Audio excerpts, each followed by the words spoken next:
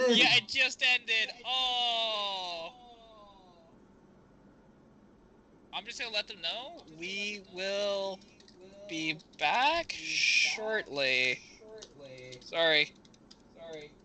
Had to stab the stream in the heart to fix. No, we're back. Well, we're back, same episode. So it has the same name. Okay, just different one. Okay, hang on. I'm going to edit and put part 2.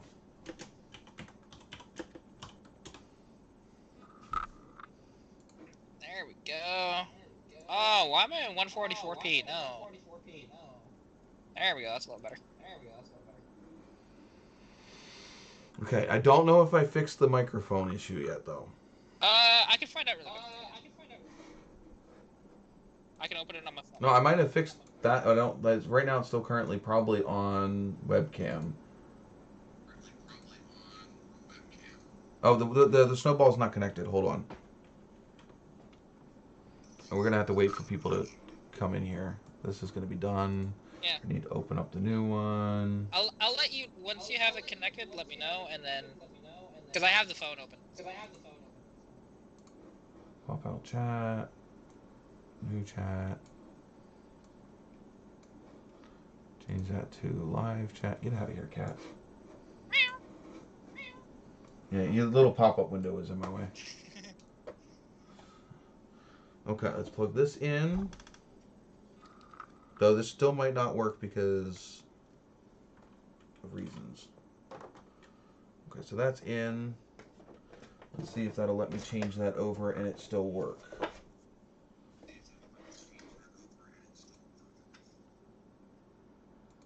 Hello, can you hear me, Cat? I can hear you.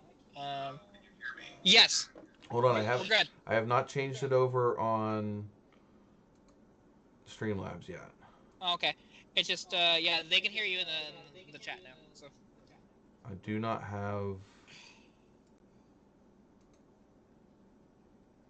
Well, I don't have it on here as a. Can you hear me? You can hear me there. I don't know what it has as my default mic yet, though. Open sound settings. Default mic. Blue snowball. Okay. Even though it doesn't give me that option in here, it still technically is the snowball. There it is, snowball. Okay. Can you hear me still? La la la la la. Yeah, it looks like you can. Let me just double check. Yeah, we can. Alrighty. Well, we're back in business. Slight hiccup. I did not get it back up in time to save the same live stream. Yeah, unfortunately, you had to stab it in the heart to fix it. So. Except for, at least it didn't just, like, say, DNF, error. So yeah, smash the like button, share the new live. Yeah, which I did that. So I did both of that. But that's one way to do it. Well, I tried to do it quick. It did give me a little bit of time to get it back up and going.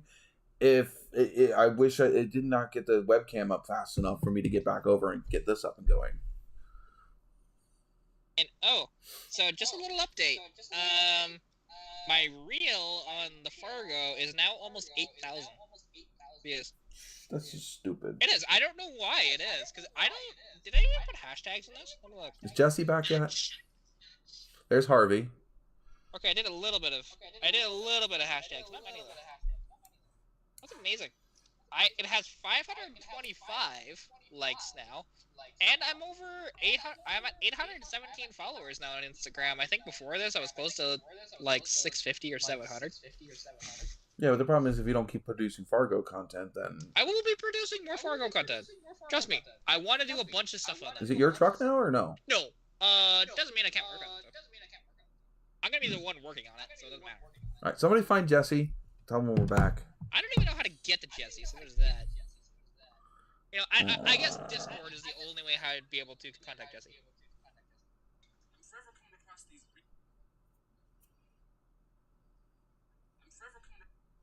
No, shut up. I don't. Why is it bringing me straight to that?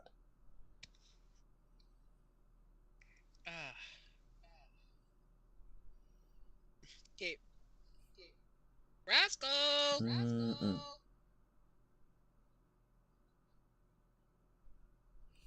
There, I sent it to him through his Instagram. Oh, there you go. Whether or not he sees it or not, I don't know.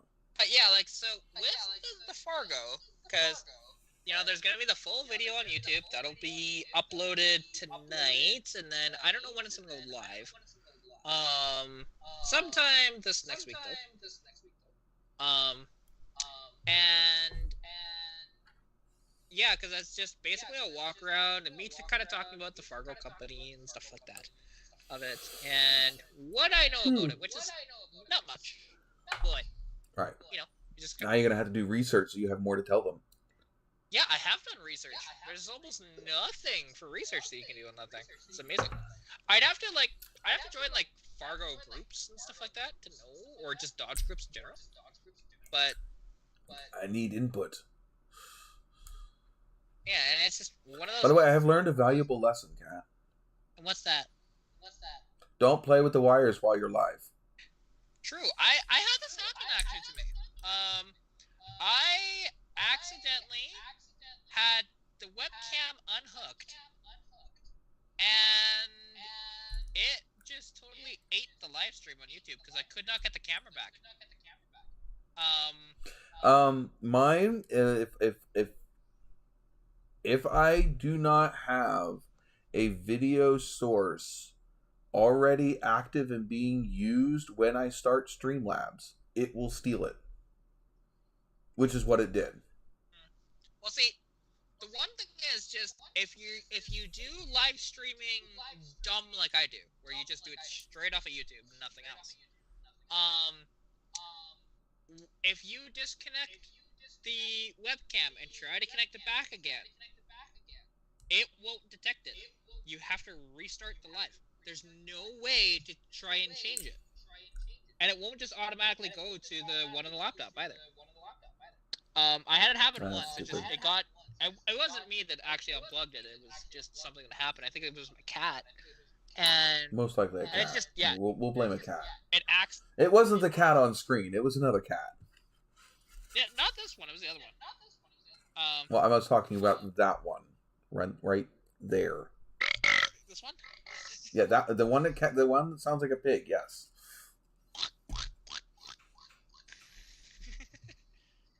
I'm probably not getting my dog's attention. He's too busy napping. He's trying to ignore the fact that he's in his kennel. Yeah, so basically, like, I'll be, doing the work to try and get this thing, get it because I believe it's a little seized, but I don't think it's fully seized. So the reason why I think that, because I think that the rings are just stuck.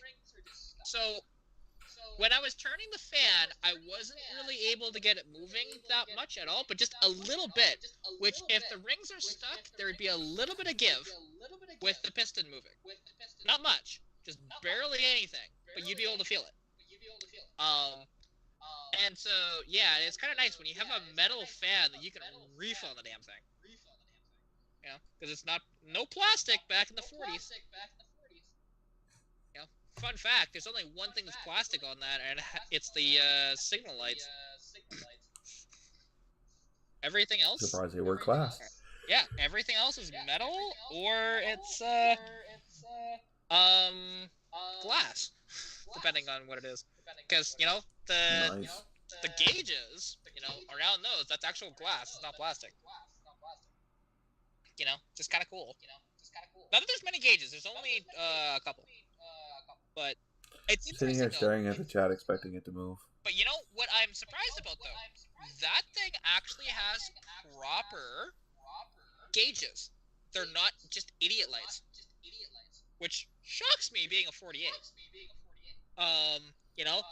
Everything back then, I would say, actually, that doesn't shock me, because everything back then was mechanical or analog. True, but a lot of, stuff in the 50s, though, was just a light. And I do wonder, maybe the half tons had idiot lights, while the 3/4 tons and 1 tons had proper gauges. I don't know for sure. I don't know. Like, I would just have to see one, which actually, it's interesting. I believe there's another 48 Fargo here in town. I haven't gone up to the property just to ask them about it, but because it'd be kind of cool to see if it's a. Because I haven't gone up to it to even see if it's a 5 lug or if it's a 6 lug, because then I would know. And the only way I can tell between the 48 and the 49, they made them all the way up to 52. So, is the hood badge? It's the only thing that changed. Because they changed, instead of it being a globe, it was something else. I can't remember what it was. Yeah. It's just. I think we lost. I think we lost Jesse. I don't think Jesse made it back. He may not have. Because, yeah, it's just me, Brad, and Harvey in the chat. Harvey. I think we lost Shane. I don't know if Shane was in there at the end or not. No, it wasn't. We know Pilot still. I didn't even heard anything back from Chris about Pilot. I don't know if anybody else talks to Pilot. I don't. And obviously now is not the time to ask Chris about Pilot. No. He's got his own. Definitely not. He's got his own things going on. I forget. What do you?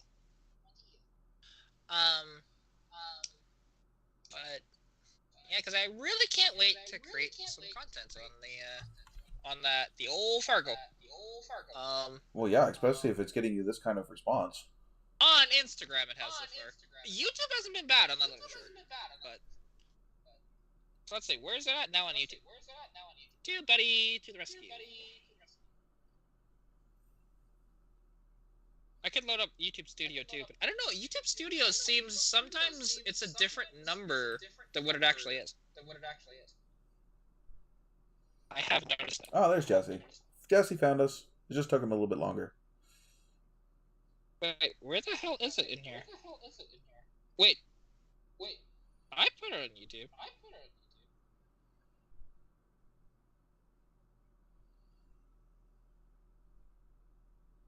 Should I not? Oh, there it is. Okay, I found it. I'm pretty sure I put it on YouTube. I had to scroll down further. That's why. He lost track of time for a little bit. Yeah, there we go. Yeah, it's at 1,351 views, which is not bad. That's still pretty. It's still better than a lot of stuff I do. Yeah. Oh, yeah. Like, I mean, a lot of my shorts actually do fairly well. We've already seen mine don't. Even my good ones don't do that well. Yeah, well, and see, and I have some that just are not good at all, but I haven't done anything. So many though. That's the difference. Like, my top one has over 32,000 views, which is so stupid that one does, but it does. Congratulations, Jesse. Hey, that's awesome. I haven't done anything with this model behind me. It's still in the gloss black, and I haven't done anything with it. I was busy trying to do the stones for her, but we've had a casualty. Her moonstone necklace, it failed. Rip. With the Gorilla Glue. So all of these other ones that I spent all that time working on are, yeah. Well, I mean, it was a necklace one, but the earrings ones are still fine. But yeah, it's the Gorilla Glue is holding on to the stone. It's not holding on to the bail, which is the metal thing. So I don't even know what to use, Jesse. It's got to be clear. We've already tried. What is it? Is it in here? Where is it? Yeah, I've already tried B7000. That's usually the good stuff that works too. E6000. And we did try super glue. That did not hold. And where is it? Maybe it's over here. It is over here. And Gorilla Glue Clear. Not the super glue. The actual Gorilla Glue. Yeah, I know what you mean. This is what failed last time. The E6000 failed immediately. The E7000, the B7000, it held for a while, but still the same thing. It failed as soon as it failed her necklace first and then her earring. Can Nova display what better what?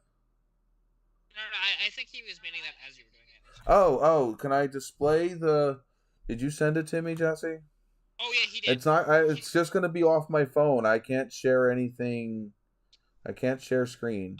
If you want, you can send it to my Instagram and I can do it.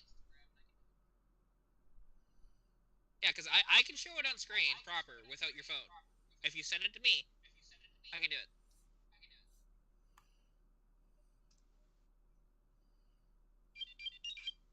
Yep, there's the notification. Okay, give me a second here.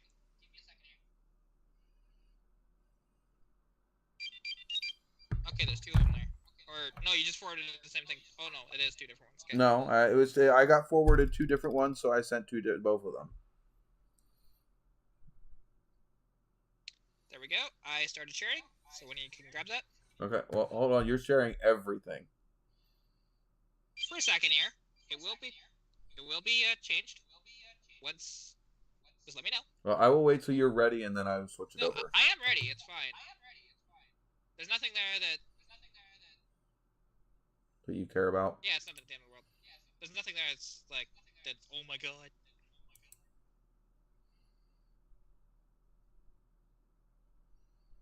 Oh, that's cool. It is cool. Wow, that opens fast. Yeah, because that's not a time lapse or anything. Wow, that's fast.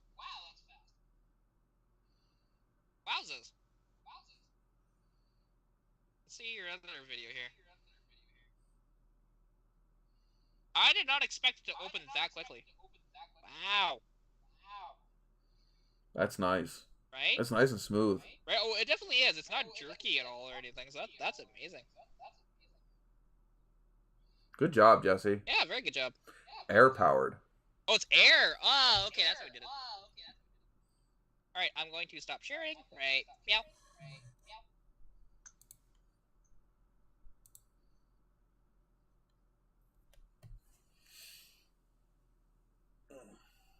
I got that part all down, man.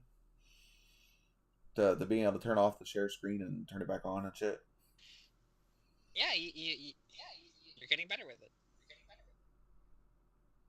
Yeah. The other thing is it's not going to stop for anything. So unless you have some sort of safety stop,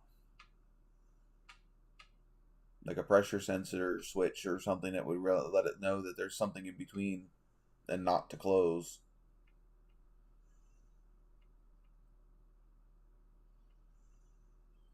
Either would cut the power to whatever it's doing it or not.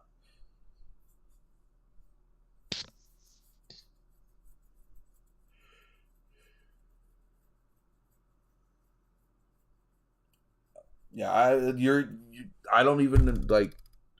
I wouldn't say wouldn't know how you did it. I know how our shit works, but I wouldn't know where you would keep it. Yeah, I mean, basically, like, what you would have to do is wherever the main line goes out to, and it's obviously probably teed off, I'm gonna guess.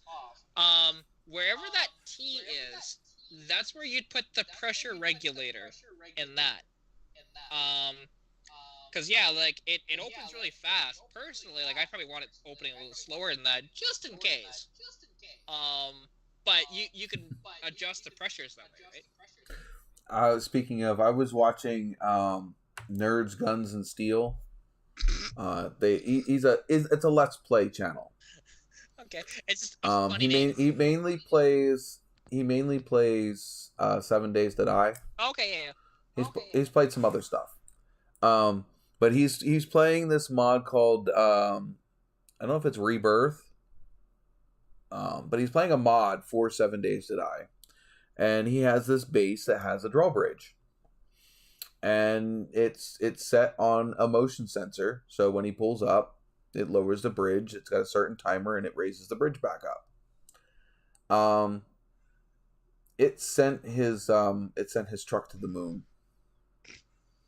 Nice. I was sitting there dying. He was talking on the camera, right, to us out there in YouTube land, and so he wasn't in the truck, and he was turned around, and we could see it go lee up into the sky, in the background, and he turned around to go look at his truck and said, "Where'd the truck go?"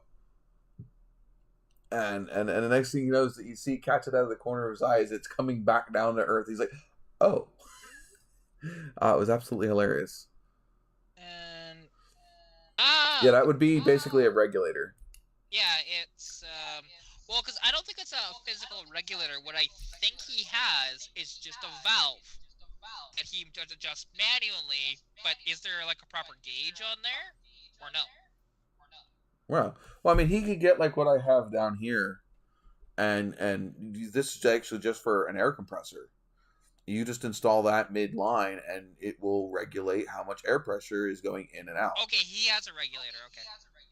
Yeah. Okay, fair enough. Oh, see me. Yeah, I just didn't know if he had one or not. I'm fucking tired. Yeah, I never finished the whole update on the truck. We got so distracted. I don't know what we got distracted about. Easter bunnies and other things and what have you, and then Fargo's. Yeah, we got distracted. Huh? We got distracted. Just a little bit. So yeah, where the truck sits now. So I had to replace. I went and ordered brakes for it. I went and checked out how much they were online and how many carats. Yes, all the carats. See if we got a carrot emoji. Anyway, so I went and bought tires for it. I think that's where we were at this discussion last week. We were discussing what tires I was going to get. I ended up getting a set of Toyo Open Country MTs for an astronomical, what I say, like an arm and a leg and a liver. That's about right for a big tire like that. Yeah, I think it was an arm and a leg and a liver. They are absolutely huge. I mean, I knew I was getting big tires, but so here is a picture of them with our resident troll standing next to them. Yeah, they're big ass tires. It's just the pictures you took didn't really show how big they exactly are, just because of the angles you did. Well, I mean, there's a set of 33s next to them. Yeah, but I mean, like, so you have it as a high shot. If that was a low shot, you would see it better. That's all I'm saying. I guess. I mean, it's the same distance whether it's around. Yeah. It doesn't really matter which direction. I mean, you can see the difference in the backside where it's like a good 4 inches taller. Well, because, like, just as an example, the picture I took, right, of Miker with the tire next to it. Yeah, I know. Yours is lower. I know. Did I take a picture of... Because now, No, I didn't, mind you, I actually didn't do a low angle, but, like, for anybody that hasn't seen that, but you can tell the major difference between them. Yours is just a little harder to tell because you're much higher than it and you're much closer. I guess. I'm not saying it's bad. Like, obviously, yours are definitely a bigger difference than mine. Maybe not necessarily in, like, width total, but in height, definitely. As for an extreme... No, I mean, width-wise, they're the same. Unless you were to go from... Well, I thought one was 10.5, the other one was 12.5. The thing is, you got to look at it. That's why I was just going to pull up. Okay, so this goes from the original tire I had on the truck to the tire that's on the truck currently. So this picture here, the worn tire is a 31 10.5. The new tire next to it is a 33 12.5, which is currently on the truck now. Oh, okay. Okay. Then, if I were to go to this shot here, The worn tire in that picture is that 33 12.5 that was the big tire in the first picture. Yeah, because actually... Versus the 35. Yeah, 33. Yeah, so 2 inches. Yeah, and in overall height, technically, mine's just a little bit more, because I think it's just under 3 inches for mine, compared to 2 inches with yours. But it doesn't matter. Here, let me see if I can... Let's see if I can play with it here and get both of them in one screen.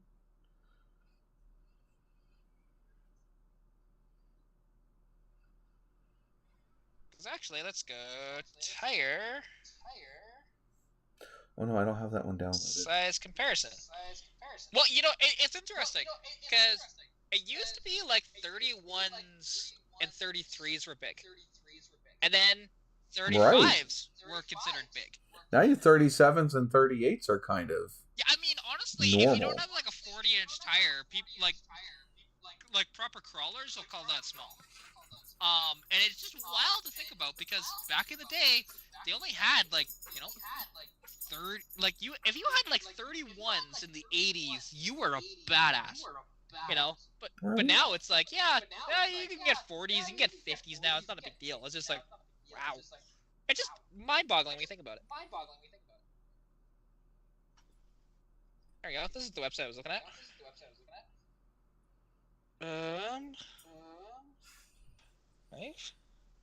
70, 14, and 275, 60, 15. Compare. Oh, correction! I miscalculated.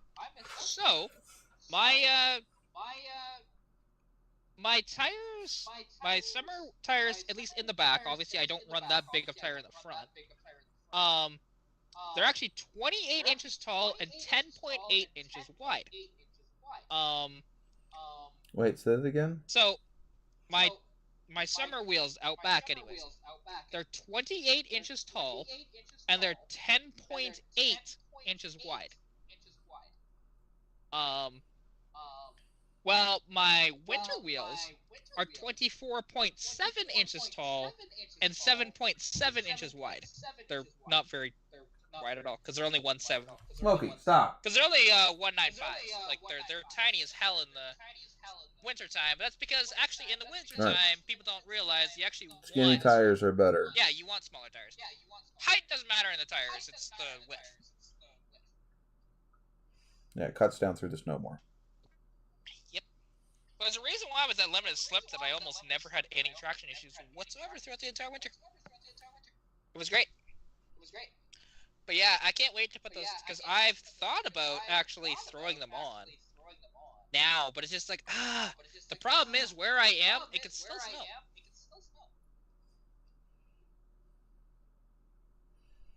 snow. It ain't crop enough.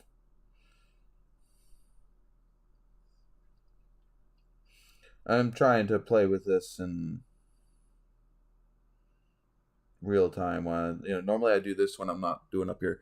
35. Yeah, they are big. Yeah, oh yeah, they definitely are. Like, and especially on that truck, that's a huge tire on that truck. It technically is stock suspension. Yeah, I know you have the off-road edition, so it's just a little higher. Yeah. Well, it's like, I can't remember the size of the tires, but it's interesting because it's closer to stock size, and yet they still rub. Yeah.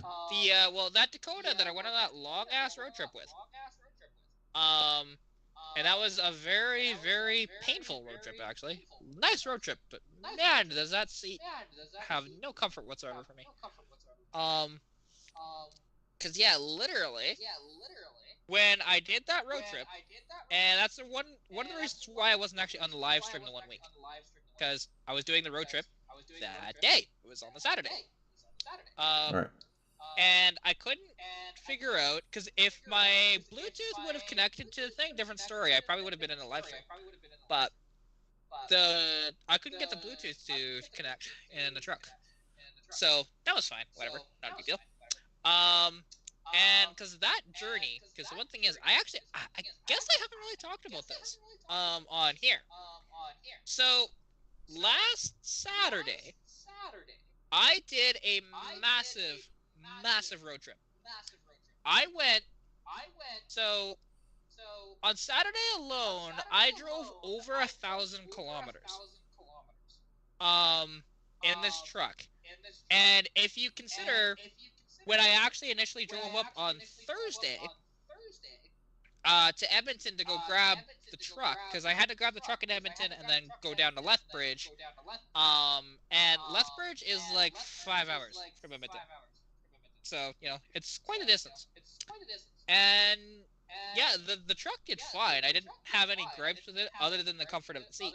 Because when I took a few breaks, to be honest, of just driving through,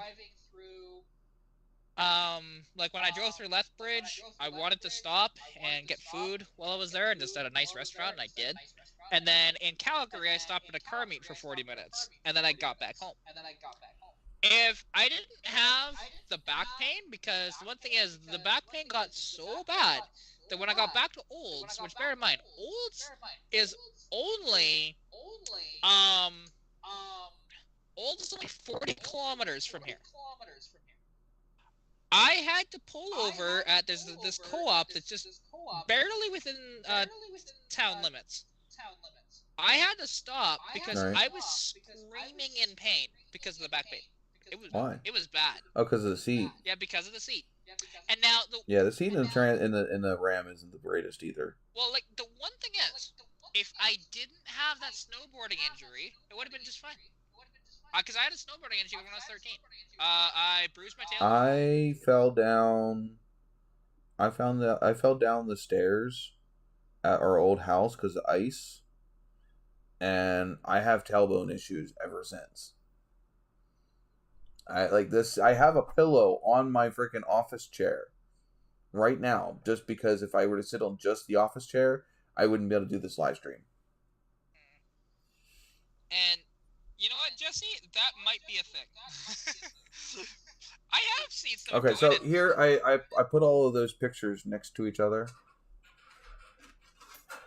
and tried to match up the middle tires so they look about the same size. Oh, there we go. See, that shows it a little better, actually, yeah. The two middle tires are the same tire, just 5 years apart. Yeah, no, it's like, yeah, it is a big difference. The extra 2 inches there makes a big difference. Well, it's 2 inches between the middle tire and the outside tire. Technically, it's from the 4 original, inches. I'm talking about the tires that you have on it now to your new tires. It's 2 inches.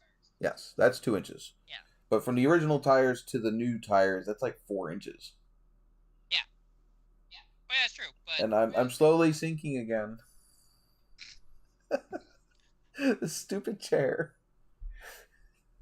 But and it's kind of funny because when Jesse said I need to put some Fox body seats in that Dakota, it's like, I actually have a set of Fox body seats just sitting in my freaking shed.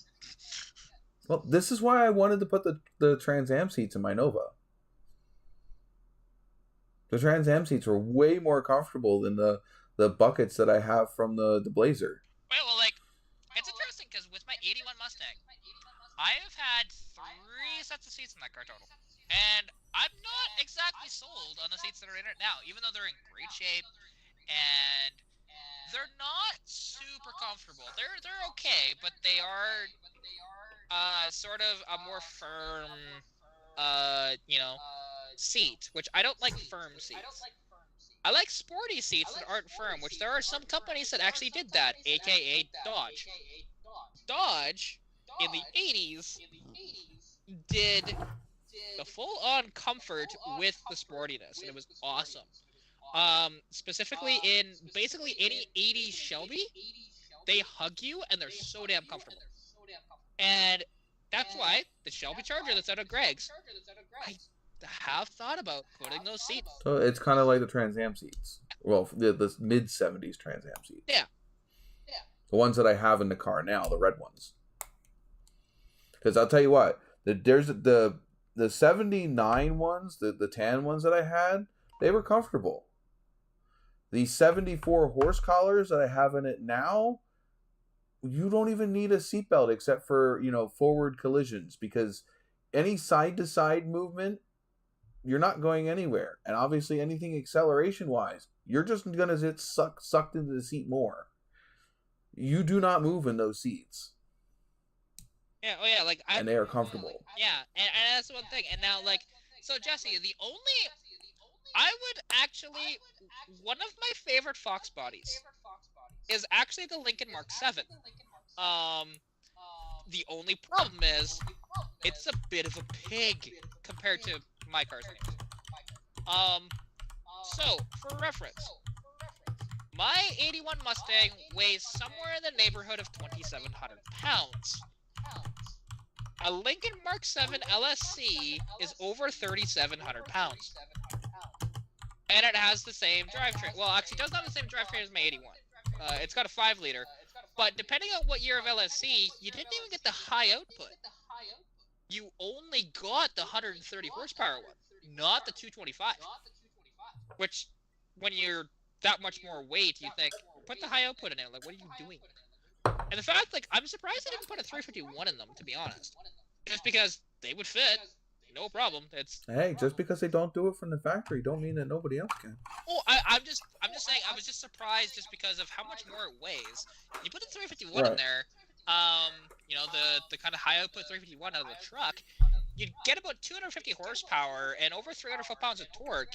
And a car that weighs 3,700 pounds, it would actually get up and move pretty good with that. Well, I mean, that's like the people bitching about the early 80s and late 70s Corvettes, because they were basically dogs. They couldn't get out of their own damn way because of their freaking emissions. I like the body styling off of those cars. I could care less what comes underneath the hood because I can change that. What's something you can't really change about a car? Its appearance. I mean, you can to a point, but a 78 Corvette's going to look like a 78 Corvette. Unless you're doing some major body work to it. But something that's really easy to fix is the wiring. Yes, they had wiring issues. Well, guess what? We have painless performance and all this stuff now. Suspension. Well, we got freaking all kinds of cool new suspension things. You can make them handle like a brand new car. Not brand new for its time period, but brand new as in now. Engine and horsepower. You got everything from an actual 350 from the 1960s, 400 cubic inches, whatever. It's all the way up to today's LSs and supercharged and turbocharged stuff. So the only reason that you wouldn't want any car from any era is if you didn't like the actual body. If you didn't like the actual shape of the car itself, because everything else to today's day and age you can change. Mark 6. That is the ugly duckling. The Lincoln Mark 6. So that means that's right up Team Mechanics alley. Yes, he does. I have shown him a picture and he's like, I like that. I'm going, what's wrong with that? Because he was dropped on his head as a kid. Maybe. I mean, I was too, but I don't have that problem. But because the Lincoln Mark 6, the one thing is, what they took. So you've seen a Lincoln Mark 5, I'm sure. Nope, Jesse's been dropped on his head too. Oh, there you go. Well, let me look up an MK. I might be dropped on my head as well, or maybe this is a case of nobody else has been dropped on their head but you, so that's why you don't like them. Let me go check. Well, yeah, because the Lincoln Mark 6, it just doesn't have the lines properly. Look, by the way, it sounds like you're trying to talk to us down a long hallway. I don't know. It's probably your internet, but who knows? Yeah, probably. Well, I can move the mic right here. There you go. Yeah, you can just swallow it. Yeah, swallow. It's a good thing Chris isn't in here because I'm sure he would take that joke a lot further. Yeah, he would. But the one thing is, so they took the styling of the Lincoln Mark 5, which is this big old boat that's just squared off. But it works. The styling is great because of the overall size of it. It's over 18 feet long. The Lincoln Mark 6, they took identical styling, except for they made it even more squared off, which I don't know how you. What year is it? Which? The Lincoln Mark 6. 1980. There's a couple years, but you can just put in 1980. Yeah, I figured that might be easier to find it. Yeah. And the one thing is, like, so they took identical styling, but they just made it even more squared off, and they shrunk it by like almost 2 feet. And then and they put it out there, right? And it just doesn't quite look right. I guess I'm trying to like it, but I don't like Lincolns to begin with. So yeah, if you're trying to like it, then so you this like this is what I'm getting a picture of. That's the thing, right? Yeah, it is. It's just it does not. The lines aren't correct. If it had a front end that was a mile long, like the Mark V. So what year would you say is a better looking one? 77 through 79. So I'm just gonna put in 1 year. So 77. Yeah, pick 77. That had a 460 in it. It's better than the 79. 79 had a 400.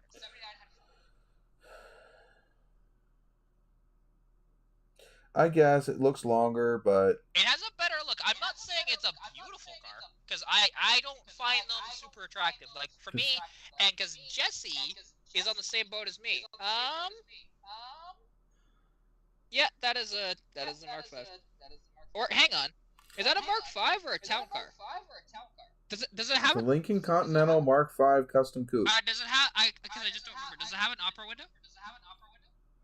Yeah, in the back. Okay, then it is a Mark V. Yeah, yeah. See, the one that looks better. Look up a. Oh, that one looks great. Yeah. Sarcasm implied. Yeah. They're a cool car, but it looks like the car Homer left at the bottom of the World Trade Center in that one episode. There you go. Well, so where he had the boot on it. I don't remember the episode. Oh. There's somebody in the chat's got to remember that one. But, and, like, I've always been a Caddy fan. Like, I'm in the same boat as Jesse. Go look up, like, a 1970 Lincoln Continental Mark III. Because the Mark III went from 68 to 72. And that one, similar lines, but they're a little rounder, and it's a lot more elegant. Right? And I like that one a lot. So this one. No, that's a town car. Look up. It says a Lincoln Continental 4-door. Yeah, not 4-door. The Mark series were never a sedan. That's a town car. Oh, sorry, 69 through 70. Yeah, that's right. You are correct on that. So not this one.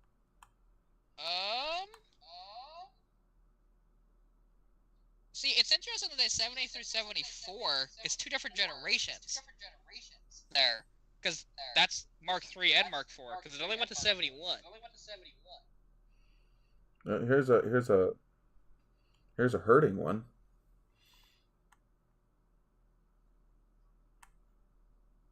Yeah, see, again, that's a town car. That's a town car coupe. Opera, you have to. It says Continental Coupe. That is a town coupe, I promise you. That's not a Continental. Because the Continental all had opera windows on the seat pillar.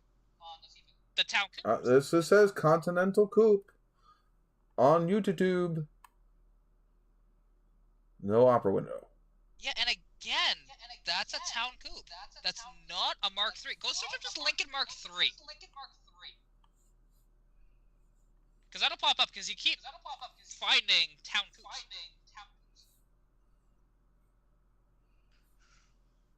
Because they're 2 different cars entirely. I believe they share the same chassis, but other than that, they're different. Because the town coupe was always a lot more squared off. A lot more. Compared to the Mark III that just... This one says actual Mark III. There's no opera window on that thing. Oh, there we go. See, actually, that is a proper Mark. There we go. That's better. Yes. Yeah. No opera window. Yeah, I forgot, actually. The Mark III didn't have one. I forgot about that. It was only on Mark IV, 5, 6. That way, because Mark 7 got rid of it. Yeah, like, they're a beautiful car. You know, it's just because... The one thing is... I guess. Well, because... Compared to the Mark V, right? The Mark V you saw very blocky, squared off, but that has... Oh, yeah, I'm saying that it is a prettier car, but it's still not... I mean, Well, you know what's fun about, and especially the Mark III. Yeah, it is just a big muscle car because that has the 460, the badass 460 that has basically 450, 500 horsepower and like 600 foot-pounds of torque. They're a monster, man. They were just like the CAD 500 in that regard.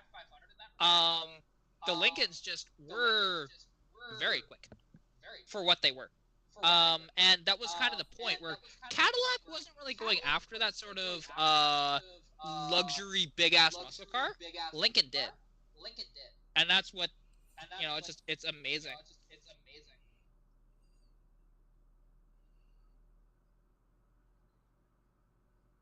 Because Harvey just said there are 4 early 70s Cadillacs for sale locally. Bodies are not great, but at least one has a 500. See, that's a prettier car. Showing off a... Also 1970s. Yeah, that's a Coupe de Ville. Mm-hmm. Mm. It's a sexy car. I would take the Lincoln, though, over the Caddy. I don't think I could say the same. It's fine. Again, matter of opinion, right? And it's just, one of those things. Now, I like an earlier Caddy. I'm more of like a...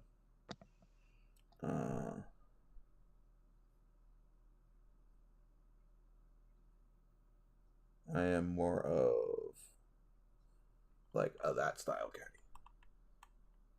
Yeah, that's like a... Early 60s. Yeah, that's like a 63 or so. I like the late 50s, early 60s Cadillacs. Well, see, actually something. I will find one, and I will share a screen here in a moment. Yeah, so I like the winged caddies. Not necessarily the big winged caddies, but the end of the wing. We'll see. Now, this is an interesting car. There we go. Just go share screen. Sharing. There we go. So. Whoa! I did not. You ready to share skin? All right. What are we doing? We sharing everything? Yeah. All right. Hold on. All right. Ready? Yep. So this is the Lincoln Continental Mark II, and it's a very interesting look. To be honest, they're very rare. They only made them. It was in the 50s. And even though you look at this thing, it doesn't really scream 50s, though. It to me, it's almost closer to like early 60s. But yet, this was made in 1956. Yeah, probably early for its time. Yeah, and it's just a beautiful car. Now, what's interesting, when these were made... I can't say that one's ugly. I definitely cannot say that one is ugly. Yeah, basically, it's like a more elegant Thunderbird. By the way, in case you're I'm looking at the bigger version of that screen where I can actually see it full size. Yeah, there you go. Like David, there you go. There's the front view of it. And like that says 50s. That says 50s because that looks like 50s Corvette. Yeah, that's true. And although that one happens to have a 642 cubic inch, or a 642 horsepower, 482 cubic inch V8, but that's not what they had. But yeah, they're such a beautiful car. And let's see, actually, I would say from the back it didn't look like 50s, but like that one almost, like, if you squint your eyes really, really, whatever, you can almost see, like, what is that, 53, 54? What year was that, the 4-cylinder Corvette? Oh, you mean a 6-cylinder Corvette? Yeah, that was 53 was the first year. Almost. Not, like you'd have to squint. Like, you'd have to try hard, but yeah, you could almost see that in there. I mean, and basically, like, for me, it's kind of just like a fat Thunderbird. Like the first gen Thunderbird? Similar. Mm-hmm. But these were the most expensive car back then. They were over $14,000. Which is nothing in today's money. No, but when you do the conversion, it equates to like 300 grand.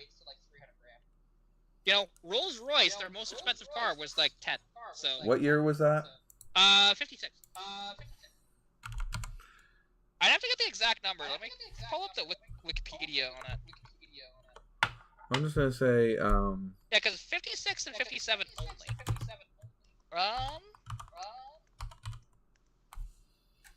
Yeah, and these were all hand built as well. That's one of the reasons why they were so expensive.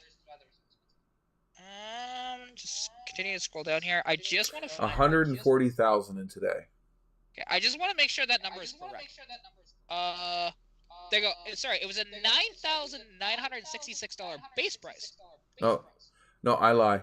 It's 155,000. There you go.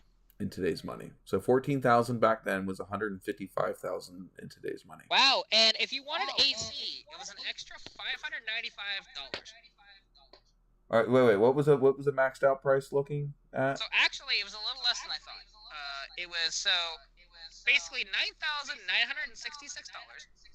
So. Okay, hold on. Let me put that in there. Almost $10,000. 9,956. 9,966. 66, not 56.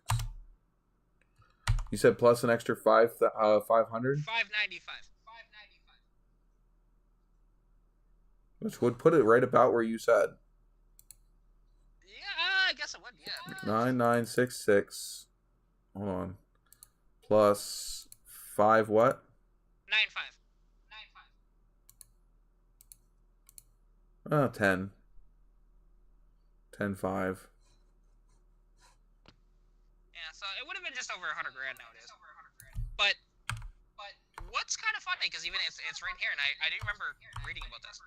Despite its really high price, Ford Motor Company estimated it lost nearly $1,000 for every unit produced back then. You know, and it's quite interesting. I like these. And being in the 50s, 56, 57, they had a Lincoln Y block, and they produced anywhere between 285 horsepower and 300 horsepower. You know, with over 400 foot-pounds of torque. You know, it would get that boat moving pretty damn good with that kind of power. I don't think this inflation calendar is in English. No. Because that doesn't, that looks like pounds. And now what's surprising? This thing got 16.7 miles per gallon at 50 miles an hour. It's amazing when I think about that. That's actually decent fuel economy. Out of that, and actually you can see, that's what the engine bay looked like. Like, check that out. That is beautiful. Yeah. I mean, they made some pretty engines back then. Oh, they did. But even, like, seeing the cooled air, you know, for it, back in the 50s. That's just beautiful. I love these valve covers, dude. Like, just gorgeous. And you know, I've seen some of these for sale every now and then. They don't command a lot of money, surprisingly. But yeah, just very, very neat.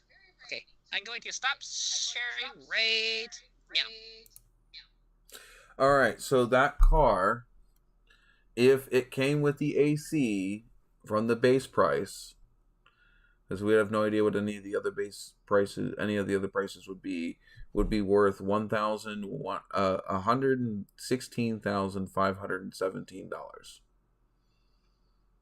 if you were to go back in time and buy it. Well, brought that car to today. Yeah, today's economy. Money, yeah. And by the way, I stopped sharing my screen. Okay. And it was just, yeah, it was a very much just kind of a cool car and kind of unique looking in a way. Like, yeah, it has Thunderbird elements to it, but it's obviously not a T-Bird. And it made more power than a T-Bird because it had a 368 cubic inch Y block in it that, you know, produced 300 horsepower and 415 foot-pounds of torque. Pretty good for a Lincoln. Especially in the 50s. Like, and you do wonder if they ever decided to because I'm sure people have done this, is if somebody has ever picked the supercharger off of a Thunderbird of similar period and put it on there. You know, and just see how much more power it makes. Because that'd be cool. I am not getting monetized for the second half of this video. I just looked at that. I love what Harvey said. Cadillac hasn't been good since they got rid of the ducks in the logo. Which was like in the 60s or 70s. That's funny. Yeah, I would say 60s is about where I was. Actually, like pre-mid 60s would be about where I like them. That's right. One thing is like we have already said, I like those big 4-door Buicks too. Yeah, I forgot. Because actually Harvey did say that. I completely forgot about that. So Lincoln, so that's technically not a Lincoln Continental Mark II. That is a Continental Mark II. They actually made it its own brand for those models. Oh, I didn't know that. Yeah, I forgot about that. So probably to fucking probably to oh wow, it just told me in the bottom corner that they added an ad. If I pay attention over here, it might actually tell me when there's an ad. It might. But yeah, and I've seen a few of those for sale, and because I've always thought it's a really cool car to own, but man, would it be a bitch to find parts for it? Because they didn't make. Your internet freaking connection is having a field day. Welcome to having satellite internet in the middle of nowhere. They are a real gangster. Yeah, I would say so, but I don't know. Yeah, I mean, the one thing is, are they my super favorite thing in these big luxury cars? Are they my absolute favorite thing? No, but I would own some of them. I still like my muscle car through and through. But well, yeah, I mean, the thing is, just because I like a muscle car doesn't mean that I don't like a big car. It's just that's not my favorite big car. True. I said I like the Buick Electra. I like the big I would say the early 60s, late 50s Cadillacs. I like the big Impalas, the big 4-door Impalas. Well, see, I think actually probably the best looking Buick is probably a 59 Invicta. That's a pretty car. Now you're making me have to go look up something else. Yeah, go look up Buick Invicta, 1959. How do you spell that? INVICTA. CT? Yep. A. Yep. Invicta. They're a pretty car. What year? It's 59, I think. Ooh, yeah. Yeah, that's about the same styling as the Cadillacs, though, from around that time. Similar. They're more similar. towards... Obviously, not exactly the same. This would be the Finn era of GM. Yeah, and I think that's the best looking Buick ever made. You know, from a very pretty car, shall we say?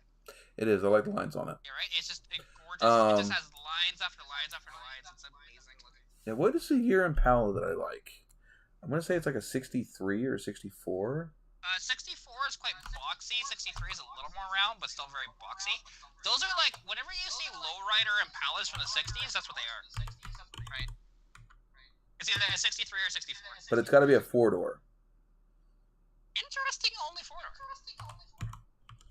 I like the lines of the 4-door. That's interesting. Now, see, for me, I think peak Impala styling is 67, but that's just me personally. It's the tail lights. It's the rear end of the car. That's fair. They have a sexy ass. I will say that of the 63, 64. I gotta check to make sure which one it is that I like. Yeah, because the 64 is a lot more squared off. 63 is a little more round.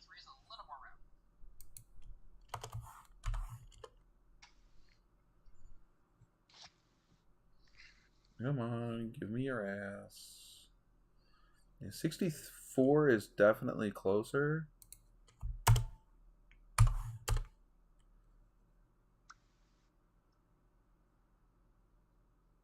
65 is, I think that's it.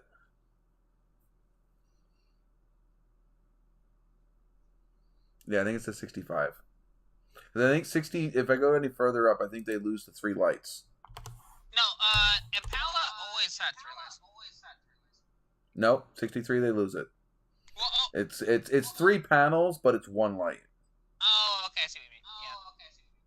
Yeah. It's not 3 separate lights. True, that is true. So yeah, 65 is the year. Because it's got that Chevelle-ish front end, but yet it still maintains the 3 lights in the back. Whereas 66, it still has that Chevelle front nose-ish, but they went to a solid tail ends. Yeah, okay, I was just making sure what year I was getting my years right. Yeah, it's a good-looking one. Like, I actually out at Greg's. Now it's a 2-door. There's a well, yeah, 2-door and 4-door they both look good, but I like the look of the 4-doors. Well, and actually, so 66. There's actually a 66 2-door out in Greg's property. Yeah, the 2-door definitely the 2-door definitely still looks good. Well, and I think it's kind of weird for that generation of Impala, from like 65 through basically 60, I think 7, maybe even 68. I'm not sure exactly when they changed the body style. I think the most popular one is actually the 67 4-door because of Supernatural.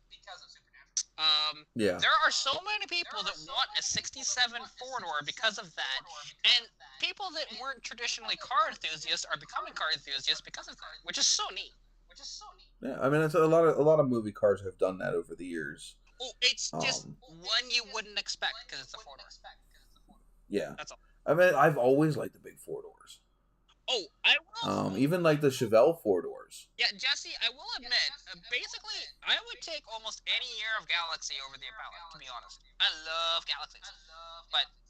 well, I mean, I'm not sure. Is it the Galaxy or the Fairlane that I like? Galaxy is the full-size. Fairlane is the mid-size. Even though the Fairlane's a big-ass freaking car anyways, but that's how they designate them. That's similar styling. For a while. But then the Fairlane became the Torino in 68. Well, actually, 68 is the transition year. I believe it is the Galaxy that I like out of the two. Yeah. The Galaxy is the big car. Like, they're a huge car. Is the Galaxy comparable to the Impala? Yes. Or yes. Yeah. They're both full size. So. Full size luxury car. No, I still think I like the Buick Electra. See, what year of Electra though? I forgot. We went through this before. I don't remember. It was a while back. I don't remember this yet. I'm pretty sure the one that I wanted to buy would be considered an ugly gen. Well, the 65 is definitely nice. But I'm pretty sure the one that I was looking at was closer to the 70s. Because it would have had the plastic rear fender caps. Because the car that I was looking at, they were gone. Wait. And it had the 455 in it. Are you sure about that, Jesse? I have never seen a Galaxy that didn't have a V8 in it. I did look up the 240 Galaxy, though. But it might not have been an engine size. It might have been maybe a trim. Yeah, I want to say that he's wrong on that because I've only ever seen a Galaxy with a V8, period. 72 Buick Electra. Oof. It's 72? I just need to look that up. Yeah, I mean, it's not the best looking Electra, in my opinion. No, I was just scrolling through. I'm looking for it to be modern enough to have the plastic end caps like the Cadillacs did back then on the backside of the fenders, but still old enough to still have the 455 in it. I mean, they kept the 455 through the 70s. Yeah, I know it's a mid-70s car. Because they wouldn't have put plastic in it pre-70s. They would have used pot metal. Okay, so the first gen Galaxy, that was 1959, could have an inline 6, but it was a 223.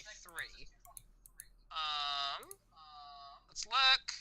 6364. Actually, you could get another 223 6364 in the Galaxy.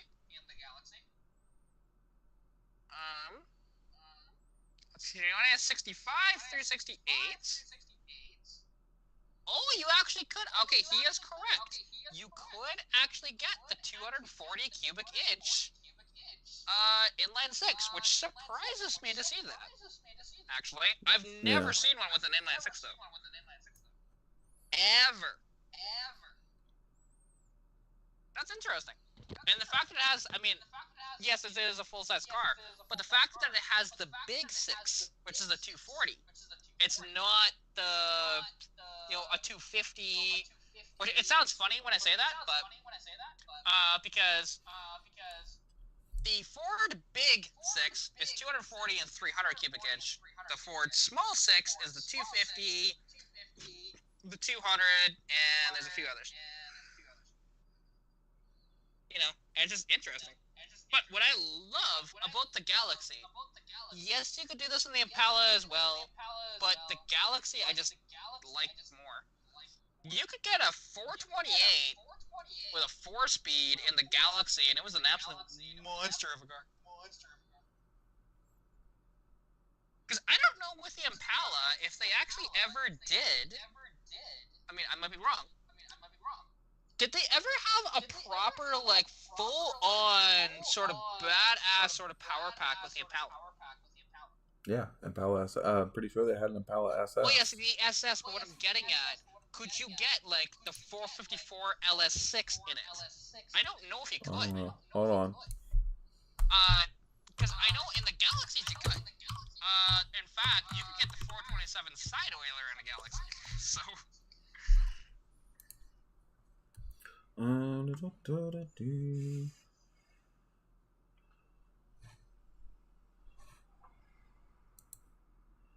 I know you could get big block Impalas, don't get me wrong, but it's just, could you ever get the top dog, and I don't know, because they did have 396s as well, but...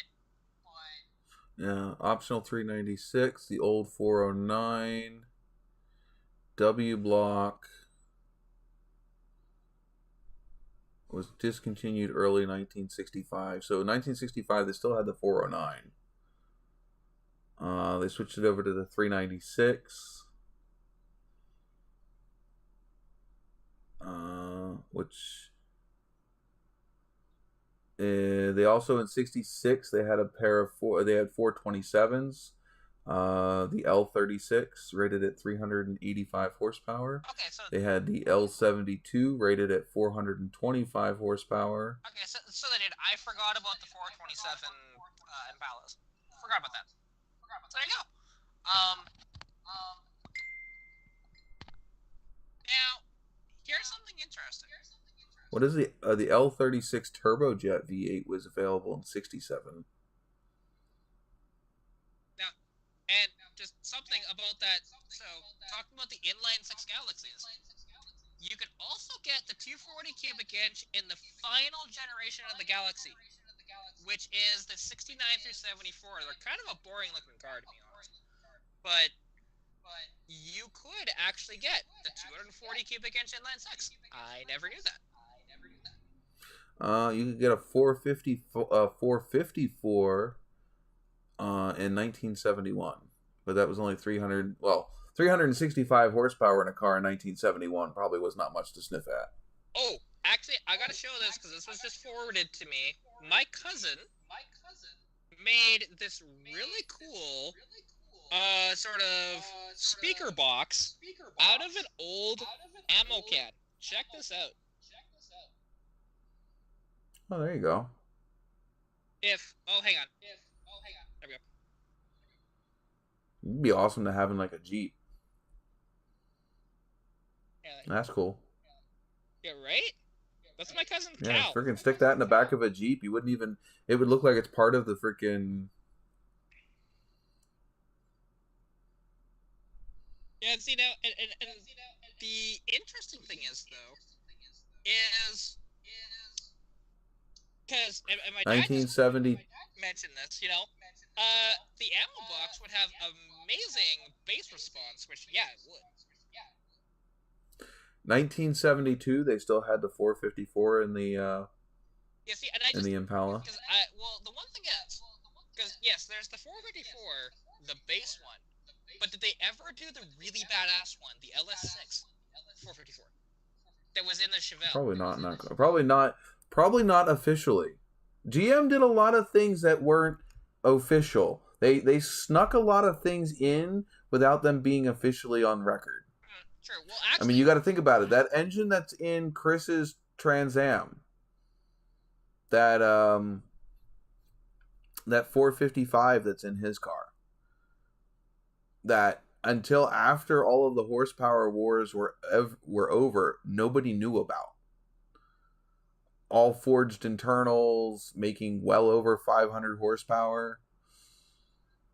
You know what I mean? Like, that stuff isn't something that was, put out there as, yes, we did that. It was GM sneaking it out the back door. They did a lot of that shit. And now something. This is kind of cool because now, I'm not sure if this is based on the Galaxy, like if the Country Squires are based on the Galaxy or based on the Fairlane, because the Country Squire was their wagon. I remember hearing about this a few years ago. So this kind of a beater. You see this 67 Country Squire, right? It's just a 4-door wagon. You wouldn't think anything special about this. Right. But this one happens to be a 1-of-1 with a 428 and a 4-speed. Yeah. Because they ordered That's one of those backdoor cars. Oh yeah, and it's super cool. It's a wagon with a manual in it, man. Like, how badass is that? And it's got the 428 interceptor in it. And I gotta focus myself. Focus. Country Squire's full size. Okay, so it's based on the Galaxy, not the Fairlane. Because that should usually have to do that if it's not focusing, which it's still not focusing. But yeah, this was a few years ago because this was a barn find car. Like, literally found it in a barn. And Nice. oh, here we go. I found it was sold on Bring a Trailer in 2018. It sold for $47,750.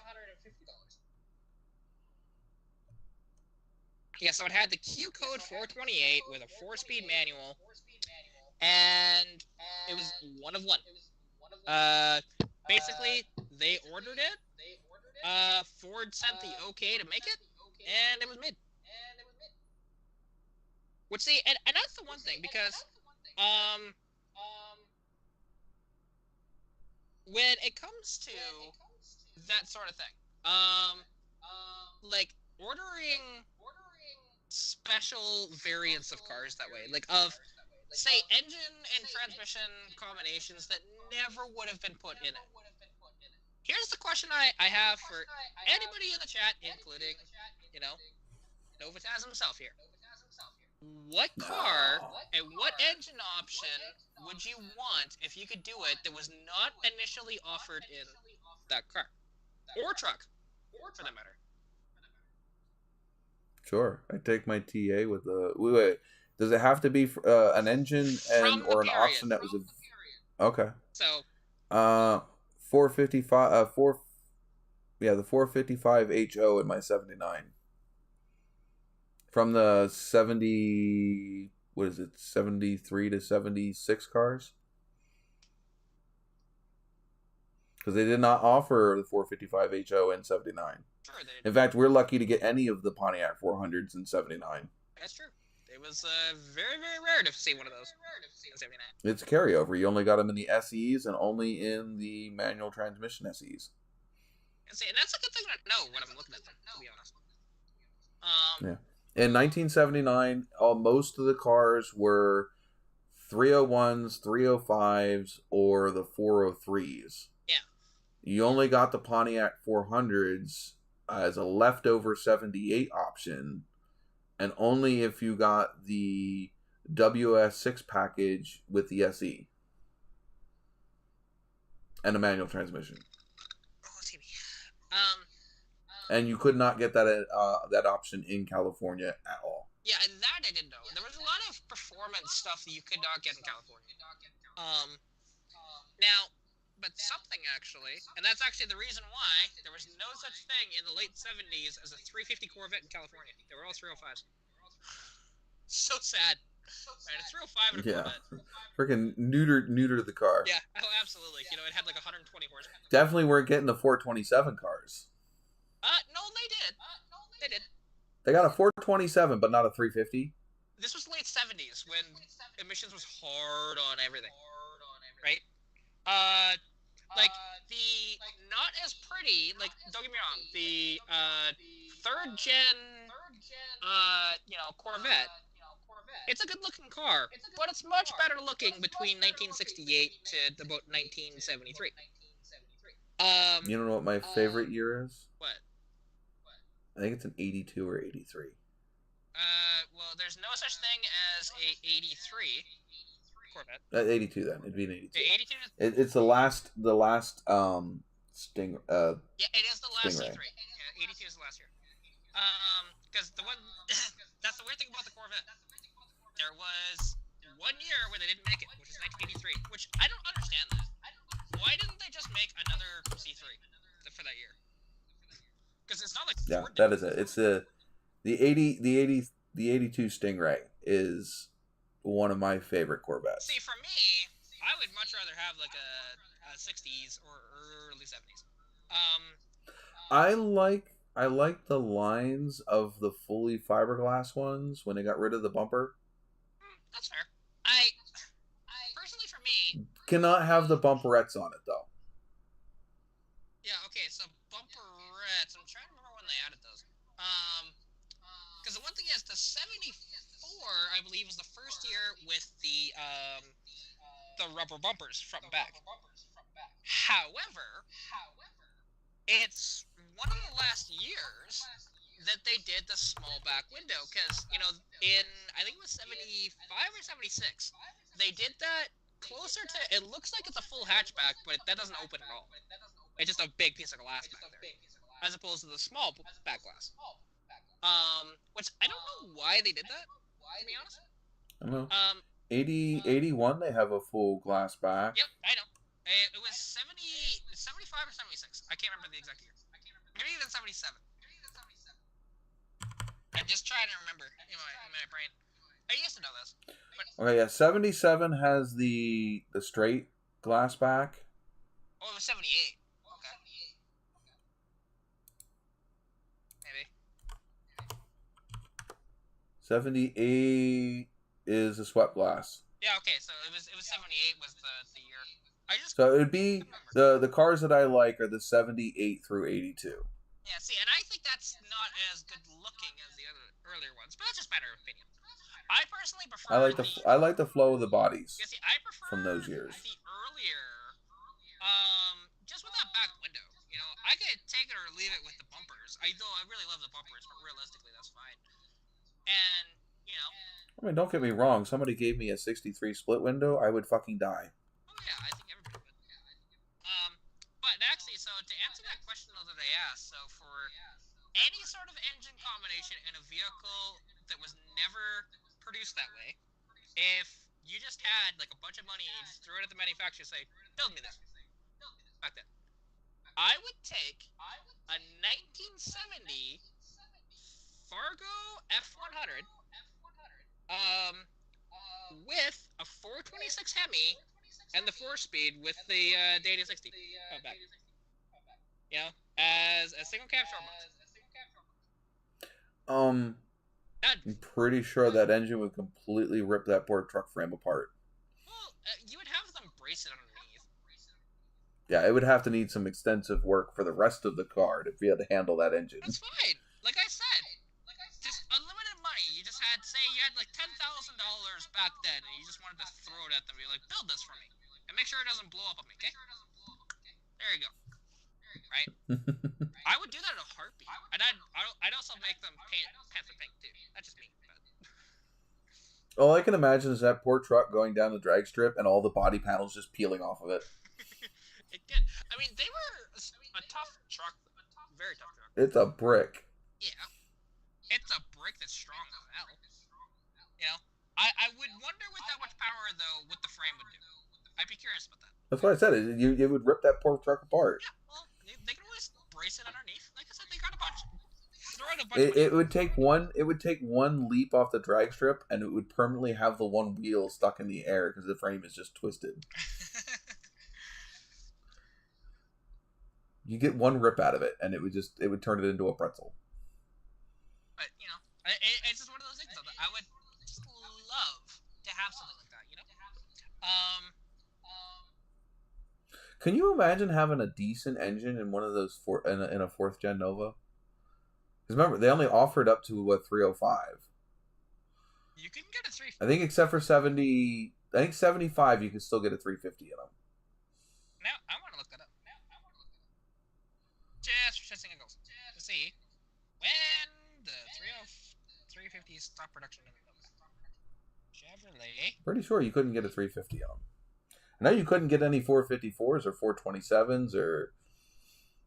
No, with the Novas, with having any sort of anything bigger than a 396 would have been Yanko or Baldwin Motion. Well, yeah. Those would have been the two. Do it. Those aren't technically factory cars, though. Yeah, no, they're dealer cars. They would be dealer cars. Yeah, they're dealer. But that's what I'm saying. The only ones that would have came from the dealership that way. Okay. Ooh, you could get the Iron Duke in the 4th Nova? Oh, that'd be terrible. That would be terrible. Harvey, even those Yanko cars, they weren't delivered to Yanko with those motors in them. Yanko ordered those motors. Chevy would not put the motors in those cars. Yanko had to do it himself. Yeah, he would order... Even if they were ordered together, they would not be in the car when delivered. Yeah. Let's see. And he did other work too. It wasn't just an engine transplant. There was suspension and other stuff that was added as well. Yeah, it is interesting that, because they talk about how, the 4th Gen Nova retained the 111-inch wheelbase, but you look at the car and it just looks so much bigger than that, The wheelbase is the same. I'm pretty sure there's more hangover in the front and the rear. Yeah, they probably was. I mean...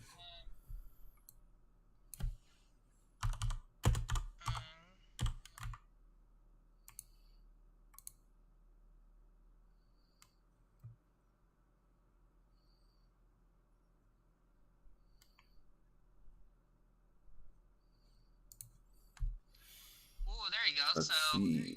The base model carried the inline 6 250 with 105 horsepower. A 1975 only was a 305 and a 350. So I'm gonna assume they mean for the 350. Hang on. Let's just confirm this.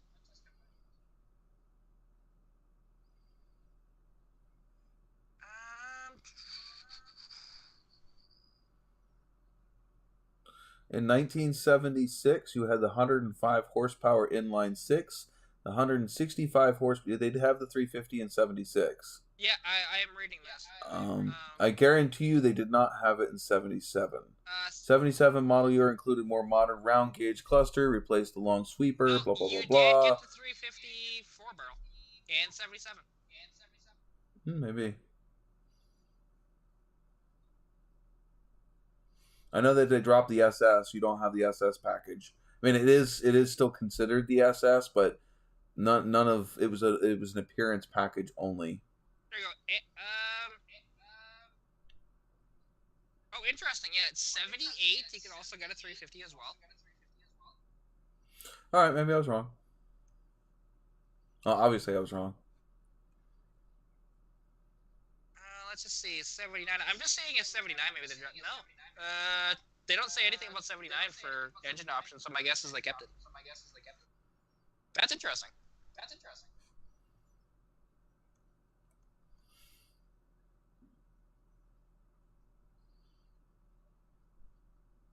Yeah, so I guess they did keep it. Yeah, it just probably was rare to find. Unless you got a cop car, because the cop cars would have been 350s. Only had 165 horsepower though. Yeah, it was a bad time for performance. Like, it's like, you can go look at one of the saddest ones ever. 1978 Lincoln Mark V, which I have to look up the exact power numbers of that. Give me 1 second here. Lincoln Mark V, because I know they only had a 460, but this 460 was neutered. Quite bad. From the 365 horsepower previous. There's this one site that I really trust that I'm just wanting to. There we go. Automobile catalog, full range and specs. Yeah, so it went from 365 horsepower to. So actually, that's the 400. Hang on, not the 460, not the 400, because I forgot you could actually get the 400 in that year. So it went from 365 to 210 horsepower. And I believe they got heavier too. At 4,870 pounds. Yeah, that never helps when you're losing horsepower to gain weight on top of it. Now, I will say, these things, even with the 400, because I drove, it was a 79, so let me just change that really quick to 79, because 79, you could not get the 460 anymore, it was 400 only, which is kind of sad, but, it is what it is. So, because I've driven one of these now, a little asterisk on this because it had a lot of weight savings due to the fact that it doesn't have the ass end of it anymore because it's a ute now, not a coupe. So, but I drove, frick. So the 400, which was essentially a de-stroked 460, essentially, and it had 159 horsepower. Still 315 foot-pounds of torque, though. You can just imagine that being that big of an engine, only making just under 200 horsepower. Yeah, it is quite bad. It's the same thing with the Caddy 500 and what they did to that poor engine. Yeah, that's true. And also, though it did still make a killer torque as well, those as well. Yeah, there you go. And the 79 Lincoln Continental Mark V got even heavier. It was 4,786 pounds. And with 165 horse or 159 horsepower. Now, I will say, the funny thing is we're talking about how heavy these cars are, but then you compare them to the amount of freaking weight that some of these like Challengers and Chargers and stuff like that weigh today. You know what's funny? The Charger weighs just a little more. Like if you get a Hellcat Charger, it's like 4,800 pounds. So just a little heavier. Right. And they're talking about freaking, like the cars from the 60s and 70s being freaking, boats. Which they were big, but they weren't heavy. No, they weren't. Not compared to their size. No, like I will admit, they're the full-size cars to the 70s, they were heavy, yes. But, even when they said, oh, the Mustang got really fat, it was still under 3,500 pounds. Like, right. The Nova, again, it never surpassed, I think it was 4,000 pounds. Which... I don't think my car weighs more than, I think it's like 33,000 pounds in 77. I can quickly look. 1977. I have it up here still. There's just one site that I love. It's called Automobile Catalog. They have like everything you want to know about your car, like for just specs and whatever else. It's so cool. Well, actually, I was just looking at Wikipedia. well, okay. Quick question: would we consider that to be the stock weight, or with a 350 in it, like you have now, or 305? I guess it has now.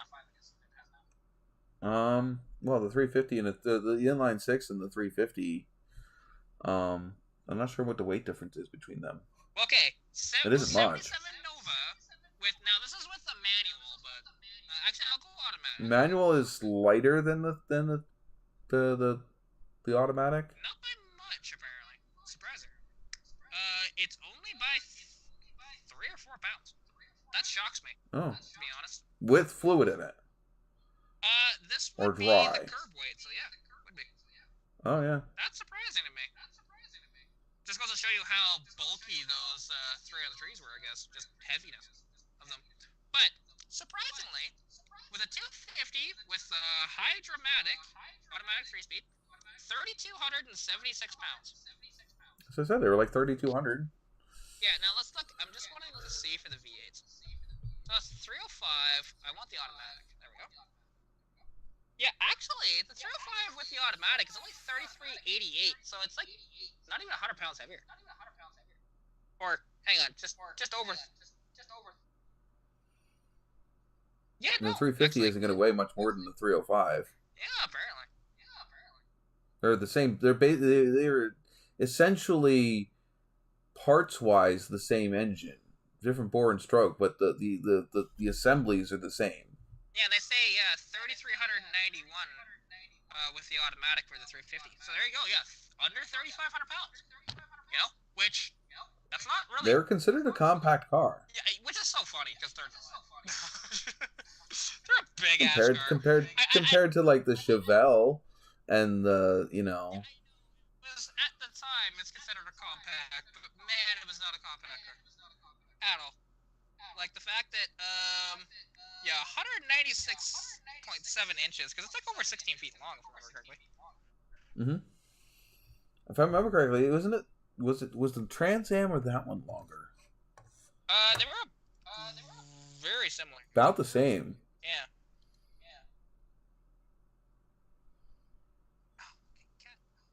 Get off the keyboard, please. Thank you. Control-C. Yeah, because they're 196 Yeah, 0.7. inches. 2 feet. So 16'3", essentially. Okay, and That's for the Nova.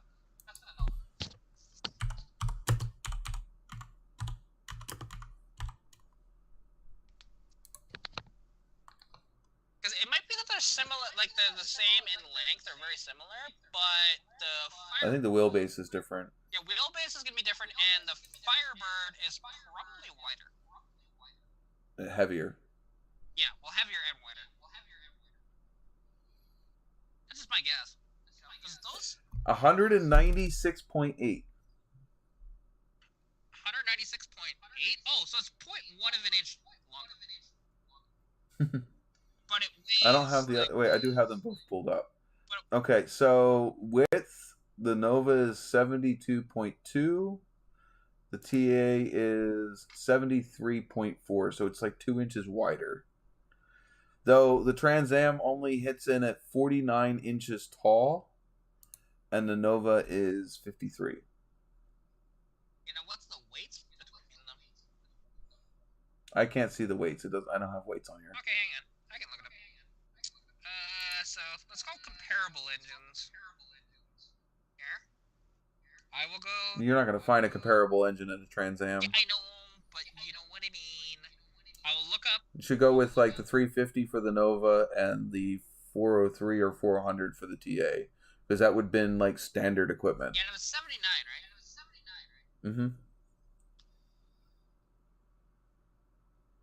Trans Am automobile catalog. I'm pretty sure the 79 was heavier than the 78 and 77 too. I don't get it because they neutered performance in those years too. Like, but it's all the nose and the all that stuff that sticks out in front of the fenders and all that shit was so heavy. Wait, that's something I want to look up here. Okay, see, now that's kind of funny. The 301 actually produced 5 more horsepower than the 305 did.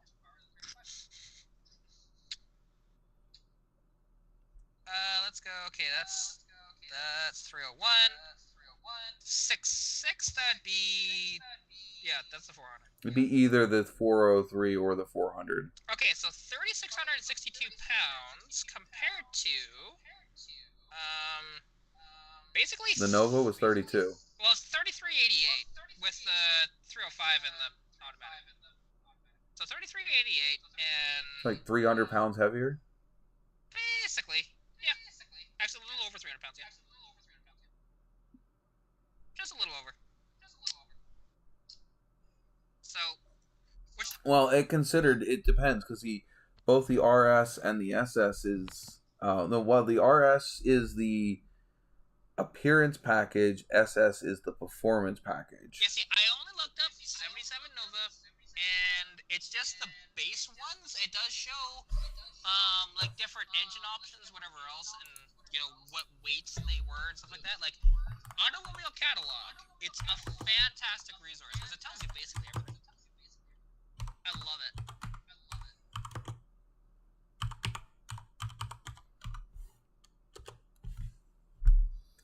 Yeah, because even let's go. That's the manual there. Actually, they say that's about the same weight. It's interesting because they're talking. Okay.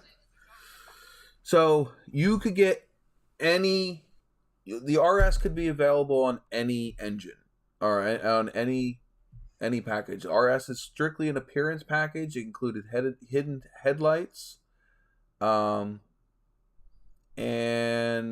a different set of taillights, and badging.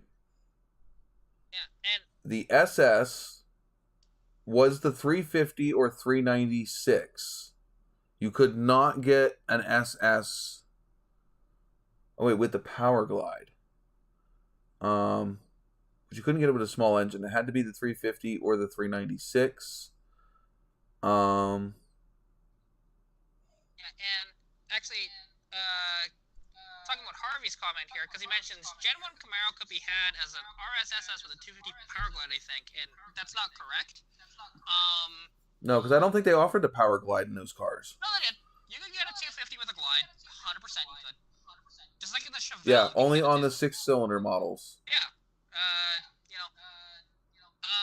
Some V8s could have it, but I don't know if they did it in the Camaro. I'd have to look it up. The automatic for the SS models was the Turbo 400. Yeah. Well, and also, so with the 67 Camaro, you could have it with an RS with that, yes. The SS, though, by that point, was the performance thing. Because the one thing is, people don't realize, when they first introduced the SS, which I think was in 61, it was just a trim model. That's it. Well, I'm literally looking at Wikipedia's... I literally looked up first-gen Camaro options. And I'm looking at it right here. RS is an appearance package, including hidden headlights and tucked-up taillights, badging, and exterior bright trim. It was available on any model. The SS performance package consisted of 350 cubic inch or the 396 cubic inch chassis upgrades for better handling and additional power. The SS featured a non-functional inlets on the hood, special striping, and SS badging. The Z28,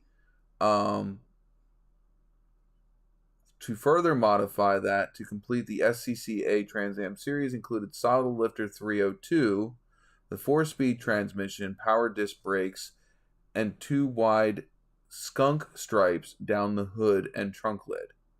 So you could only get the Z20. So the Z28 only came with the 302. Yes, that I did know. The SS had the 350 and the 396. Yeah, that makes sense because like when I was talking about the origins of the SS, which is like 1960 or 61. Yeah, it was on the big and what car was that on? It was on the Impala? It was either on the Impala or actually on a Nova, like first gen Nova. I can't remember. Well, I know it was on Novas, but I don't think it was on Novas that early. I don't remember for sure, but I was just saying though, then it wasn't a performance package. It was just a trim model. That's all it was. Which yes, the SS when it first came out, I promise you, it was trim only. It took a few years for them to actually put SS as a proper thing. You can look that up, and I know you were. I'm still looking at the other thing. Wow, 67 Camaro, you can actually get with a 230 cubic inch motor. Fuck. And they were light.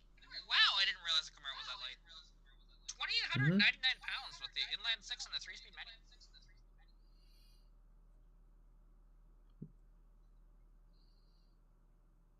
Like with a 4-speed, it jumped to 2,906 pounds. And yep, there's the Glide right there. So with a 230 cubic inch with the Glide, God, that'd be slow. And it's actually heavier than with the 4-speed manual, with a 2-speed instead of a 3-speed. That's funny.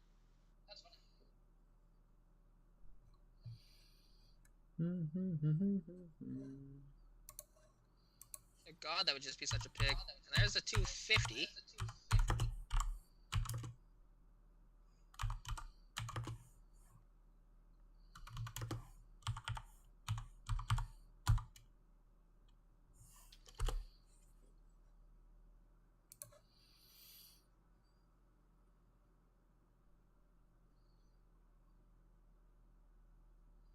First available on the 61 Impala. 61, okay, yeah, and it was just a trim model.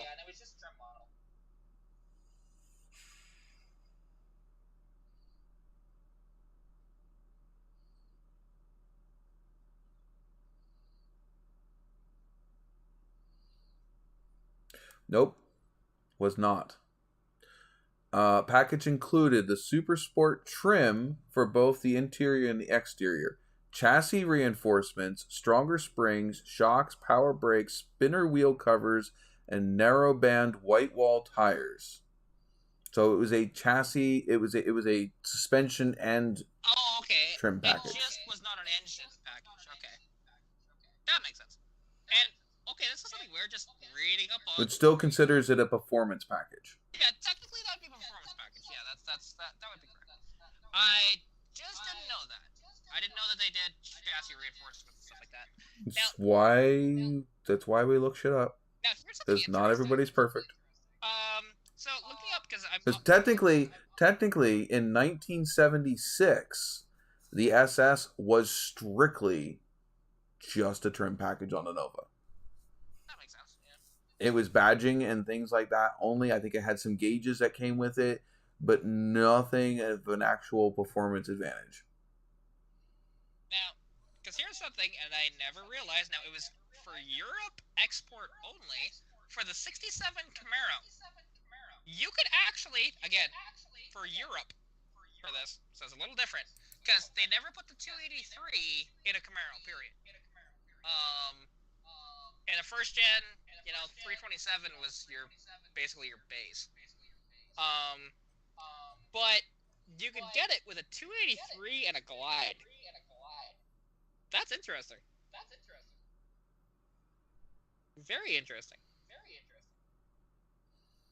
Yeah, 1976. I had no idea about that. Where is the SS part for that one? In 1976, the $187 SS option group included the black grille with unique diamond mesh pattern, rally wheels, a 4-spoke steel in common. Oh, it did have a heavy-duty suspension. But that was it.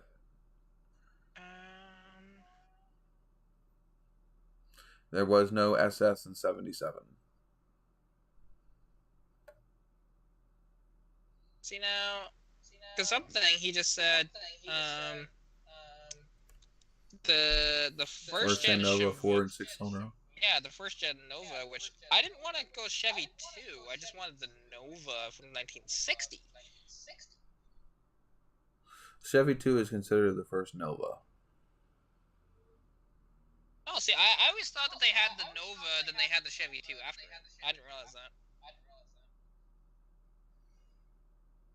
No. Chevy 2 is would be considered the shoebox Nova. And technically, even though it's not titled as a Nova, was generally considered the first Nova. Oh, there we go. Okay. Didn't know that. Even though technically Nova does not start until 60 or the Nova name itself. 63. The Nova was a top model in the Chevy 2 lineups through 68. There you go. With the Nova becoming a nameplate for all of the 69 through 79 models. Now, what's interesting, because I look at the early ones, this is 62 to 65. They had a few different engine options. You can get the 153. This isn't even the Iron Duke yet. 2.4. They had a V8 engine in 1962. Yeah, it was probably the 283 is my guess. There's no actual documentation from Chevy. Available engines for the Chevy 2 in 1962 and 63 included the inline 4 and the new 194 cubic inch inline 6 3.2 inline. Yeah, so first all Chevy 2 engines featured overhead valves. A V8 engine was not available in 62 and 63. 64 was the first with year. no documentation proving it. The legend of the dealer installed V8 engine being in a 1962 or 63 model year 2 is a myth, referring to the GM Heritage Center 63 Nova information available on the GM Heritage site. In addition, that the document does not list a V8 engine as a possible dealer installed option. Oh. Well, hello. We already know Yanko was installing shit that wasn't officially a dealer installed option. Look who's in the chat. Oh, it's Grim. Yeah. Hey, Grim. Yeah. First gen, yes. First gen Novas did have an Acadian variant as well. Which that's the Pontiac one that Canada got only. Which is a cooler looking car, but interestingly though, because I don't know if Harvey knows this, and most of the people in here probably wouldn't know this, to be honest. So, the Pontiac Acadian and Pontiac Beaumont, Acadian was a lot longer than that. The Acadian went all the way through the 80s, albeit, well, technically, okay, as the Acadian, actually, I think you're right. On the Nova, it stopped in 71, but they revived it with the Chevette, and they badged them as Pontiac Acadians, as a Chevette. 64 was the first year for the V8 and the Chevy 2s. Yeah, which I said that. But what's interesting though with the Acadian, because the Acadian was the first one to come out, but then they unveiled the Pontiac Beaumont, which is a Pontiac version of the Chevelle. However, initially the Beaumont name was a trim model on the Acadian. Only reason why I know this is because there's a 63 Acadian Beaumont convertible here in town. It's quite weird to see those two names on a single car. But, and by the way, because I didn't say it, hello, Grim, and doing quite well this evening, actually. It's been a good night so far. Well, you kind of said it because when you asked me to look at who was in the chat. True. I didn't actually say, though, hey, do that. Hey, you guys. Oh, my butt's starting to hurt. So is mine. That's okay. What? I said so is mine, but that's okay. Oh. I'm out of drink again. Damn it. Well, and technically the Tempest wasn't it wasn't a Nova though. Yeah, the Tempest was its own thing. That was we have a Tempest here in the US too. Well, because the Tempest was the basis of the GTO. Yeah, we had a Tempest. The Tempest is cool. The Tempest didn't last very long as a name because they replaced that with what was it? I'm trying to remember the name. But yeah, and actually, technically, I think he's right. We never got the Tempest. We just got the Acadian. But that's the one thing, though, is we only got from GM, at least Pontiac, we only got the very top models, like the GTO and stuff like that, that the Americans got. Because we had our Canadian-only variants. I like I would say out of the GTO, the Chevelle, and the Cutlass, I guess it'd be the Cutlass. The Chevelle, the Cutlass, and the... well, you also had the Buick Skylark. So you had the Skylark, the Chevelle, the Cutlass, and... Would have been the Tempest, wouldn't it? That would have been the base? Yeah, Tempest would be the base. Yeah, Tempest was the base for the GTO. Yeah. Because we all know the, 442, Chevelle was Chevelle. Well, technically it would be Malibu would be its base. But in the Malibu, the Cutlass... Actually, technically the Chevelle was the base. The Malibu was an option. And then there was a Chevelle SS, which was that. And see, it's interesting now you're that gonna make he me look does that one up. talk about the T-37. The T-37 replaced the Tempest, and it was the base only. Like it was a base, sort of like in '68, I believe, is when it replaced the Tempest. And when you look at them, because when you actually see a T-37, they're pretty rare, because a lot of them were GTOs. There was a lot more GTOs sold than T-37s. But and what's cool with a T-37, if I remember correctly, you could actually get the engine options of the GTO, but you just didn't get the Enduro bumpers, and you didn't get the GTO, stripes on it. I always thought that was the opposite way. I always thought the Malibu was the base and the Chevelle was the top. Everybody thinks that, but it's the other way around. I see this. He's smacking me in the face. And fun fact, there is, because Americans typically don't know this, there was actually a Chevrolet Malibu as just a Malibu, it wasn't a Chevelle, prior to the Chevelle and Malibu separating lines in Canada. We had as early as 64, maybe even a bit earlier than that. They're a very rare car. You almost never see them. I don't think I've physically seen one in person. But it's kind of cool to see. It's just like, hey, it's a Chevrolet Malibu. That's Canadian only.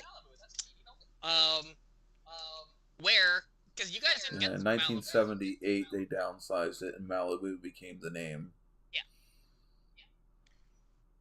Let's just see. I always thought because of being, I guess, not in the muscle car area originally, and knowing that Malibu was a thing, I just thought all the way back then the Malibu was always the base. Yeah, and that's what most people think, to be honest. That's the thing I want to look up here, because I can't remember what years that was offered. Because I know the first generation Malibu was Canada only. Like, as not a Chevelle, it was badged as a Malibu only. Which is interesting. I'm just trying to look this up here. Yeah, so 1974, Deluxe was dropped. Malibu became the entry-level Chevelle. Ah, that's what it was. So in 1974, the base model for the Chevelle was a Malibu. Oh, there you go. So they did... The Laguna was the trim package to replace the Malibu Classic. So it went Malibu, Laguna.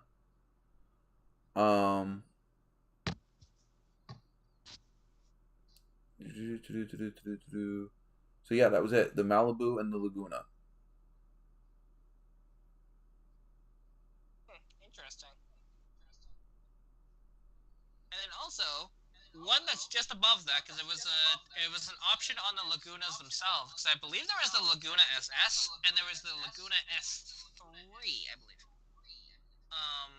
Yeah, the S3 model was introduced to replace the SS. That's what it was. Okay. And so yes, you would have had the Malibu, the Laguna, and then the Laguna S3. Yeah, see, like if that's it's interesting because like Harvey's talking about the T37, which that's what replaced the Tempest. The T37 would have been the drag option. Nope, it was base. That replaced the Tempest. The Tempest was base. Oh, the base bone's 4-door. Yeah, well, technically, T37 can also be a 2-door, and you could get all the GTO trappings on a T37, albeit. Right, but that would have been what they would consider a drag race package. No. Which is where they strip everything out of it. Well, okay, maybe. I don't know about that for sure. That's what they use them for. Yeah. Here in the U.S., that's what they use the bare bones package for, is for drag racing. You would order the car, biggest engine you can put in it, different stuff, and then literally strip everything else out of it. Well, I mean, true. But the one thing is, with the, because it's kind of interesting, because you could do the same thing. Dodge, Plymouth offered this as well. So you could get, like the T37, just, bare bones. You can get it as a 4-door with an inline 6. You can get it with all the way up to I believe you could get the 400 in them. With the 4-speed, it just didn't have the Enduro bumpers and stuff like that, but it did have the GTO wing. I've seen one that was a fully kitted out one. I was like, that's really cool to see, because it's rarer than a GTO. Far rarer. Well, I mean, Chevy always had the, they also called them like the radio delete options, which is, like I said, it's basically you would get a rubber mat on the floor. It would be, sometimes it would only come with the driver's seat in it. You wouldn't get the bench, you wouldn't get the passenger seat, nothing. It would just be completely stripped out. And again, they were specifically, that was an option to go drag racing. Yeah. Oh, that's true. And actually, like something, because with Plymouth, and what most people don't realize, like, so this is 1968, because this is when they introduced the Roadrunner as an option, and the GTX was there before, but GTX as well. So in 1968, other than the Hemi, the 446 pack, and actually, yeah, it was just those two engines. Those are the only two engines that you could not get in a Belvedere. But you could get a 440 with a 4-barrel, with a 4-speed, and a Dana rear end. And most people don't realize you could do that. But then also, you can have the Roadrunner, which was basically the same thing, albeit you can get the 446 pack and a 426 Hemi in those. But the Belvedere could be even had with a slant 6 in it. Could have, 318. And even 340s. It was kind of rare to find a 340 Belvedere, but they did make them. And it's just kind of interesting that, so the Belvedere could essentially be had as similar to a Roadrunner. That way, and it was cheaper to do it that way. Just most people just preferred the Roadrunner name. Wasn't much cheaper though. I think it was like $50 total price. I think the Roadrunner was also basically designed to be the same thing too, wasn't it? Not a luxury option, isn't it? Also just a. The Roadrunner was the base performance, or not base performance, but it's a performance option, because big blocks only, and they were typically stripped down, albeit you could option them out. Like my friend. Yeah, so it's the same thing. It's like the T37. It's a. Well, like my friend Sherry here in town. It's interesting because now she doesn't own it anymore, but she had a 68 Roadrunner that was a 383 that automatic, and it had basically every option in it. Power windows, power locks, AC, it had the deluxe seats in it, all the stuff, right? And you just wonder, why didn't somebody order a GTX when they bought this?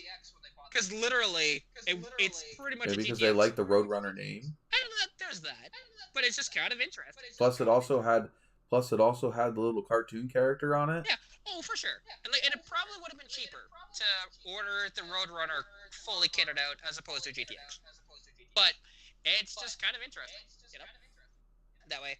And actually, because I didn't see that before, because Grim said there's a guy here that has a Laguna that he bought new. So that's pretty cool. I did read that out loud. At least I think I did. Oh, you did. By the way, guys, I've been doing the random commercial thing. How's that working out down on your guys' end? Has it been intrusive? Have you guys noticed it? Like for me, because I noticed it before. I don't know if it's doing it right now, or actually, It is technically. Okay. I may have actually. I'm just trying to remember. I don't know if I've gotten any. But before, like, yeah, I would have been in the middle of talking and it did pop up. But a couple of times. But really, it should be okay. The one thing that I didn't see, does it pause the live stream at some point when that happens, and then continue it on afterwards? Or I mean, if I keep it on the screen over here, I don't have it in my line of sight, and I've had other windows open, but I know it tells me down in the bottom of the corner of the screen, it says inserting. Some viewers will get ads. Inserting ad now.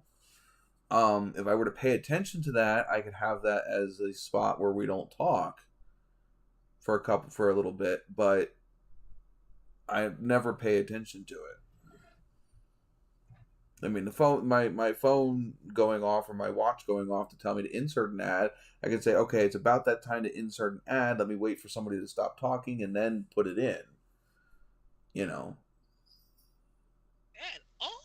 I've physically seen this Firebird because it's here in town. They're selling it. Harvey's saying much fewer ads. Well, again, it's not. I was doing mine every 20 minutes. Almost on the dot. I don't know how often it's doing them. Yeah, and actually, I'm going to share a screen for a second because I just found something really cool. Here. Did it do it or no? No, it didn't. I don't see a share screen yet. Oh, because that's why. There we go. So check this out. This happens to be a 68 Firebird. I've physically seen this thing in person. It's a beautiful car. This thing has a TKO with a 383 stroker, sadly, no longer Pontiac powered, but making about 500 horsepower. And I always recognize this thing because like it's got these very big meats in the back, and it has the air filters coming out of the hood. That's how I recognize this one. There's a few of these in town. A few of these 67 and 68s. There's like I think 4 or 5 of them, to be honest. Which is surprising that they're all here. And this one happens to be for sale, obviously. The thing is once you get rid of the Pontiac engine out of them, they might as well almost be Camaros. Well, see, and I do wonder because oddly enough, it's interesting with the Firebird compared to say the I just stopped staring. There we go. The thing is with the Firebird, because I think it was always intended to be even with the inline six, because the inline six was considered a bit of performance. Because they were actually an overhead cam and they produced over 200 horsepower. And I always thought of even though yes, the Trans Am was the big dog in 1969 and up, but the Firebird I always thought of being the performance variant of the Camaro. That way. Well, yeah, I mean, if you have to think about this, even the base Camaro, even the base Firebird, just because of DeLorean's pride, or he had to one up Chevy because Chevy took the rug out from under him with the fuck was the prototype called? It's what eventually became the Stingray Corvette. Oh, that was called the Firehawk? No, it was not the Firehawk. I'm trying to remember what the concept was called.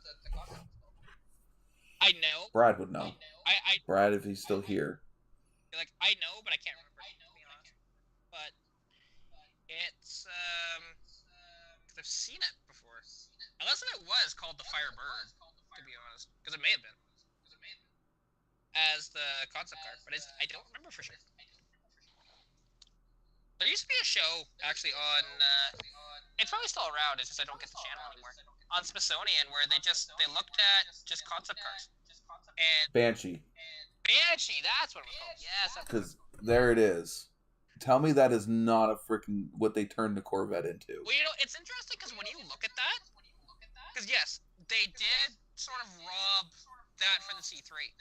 But if you really look at that, other than like the roof line, but like that front end, tell me that's not an Opel GT. I don't know. Which an Opel GT, granted, is like from some views, like it's you look at that roof line, look at that deck, it's totally it's totally a Corvette.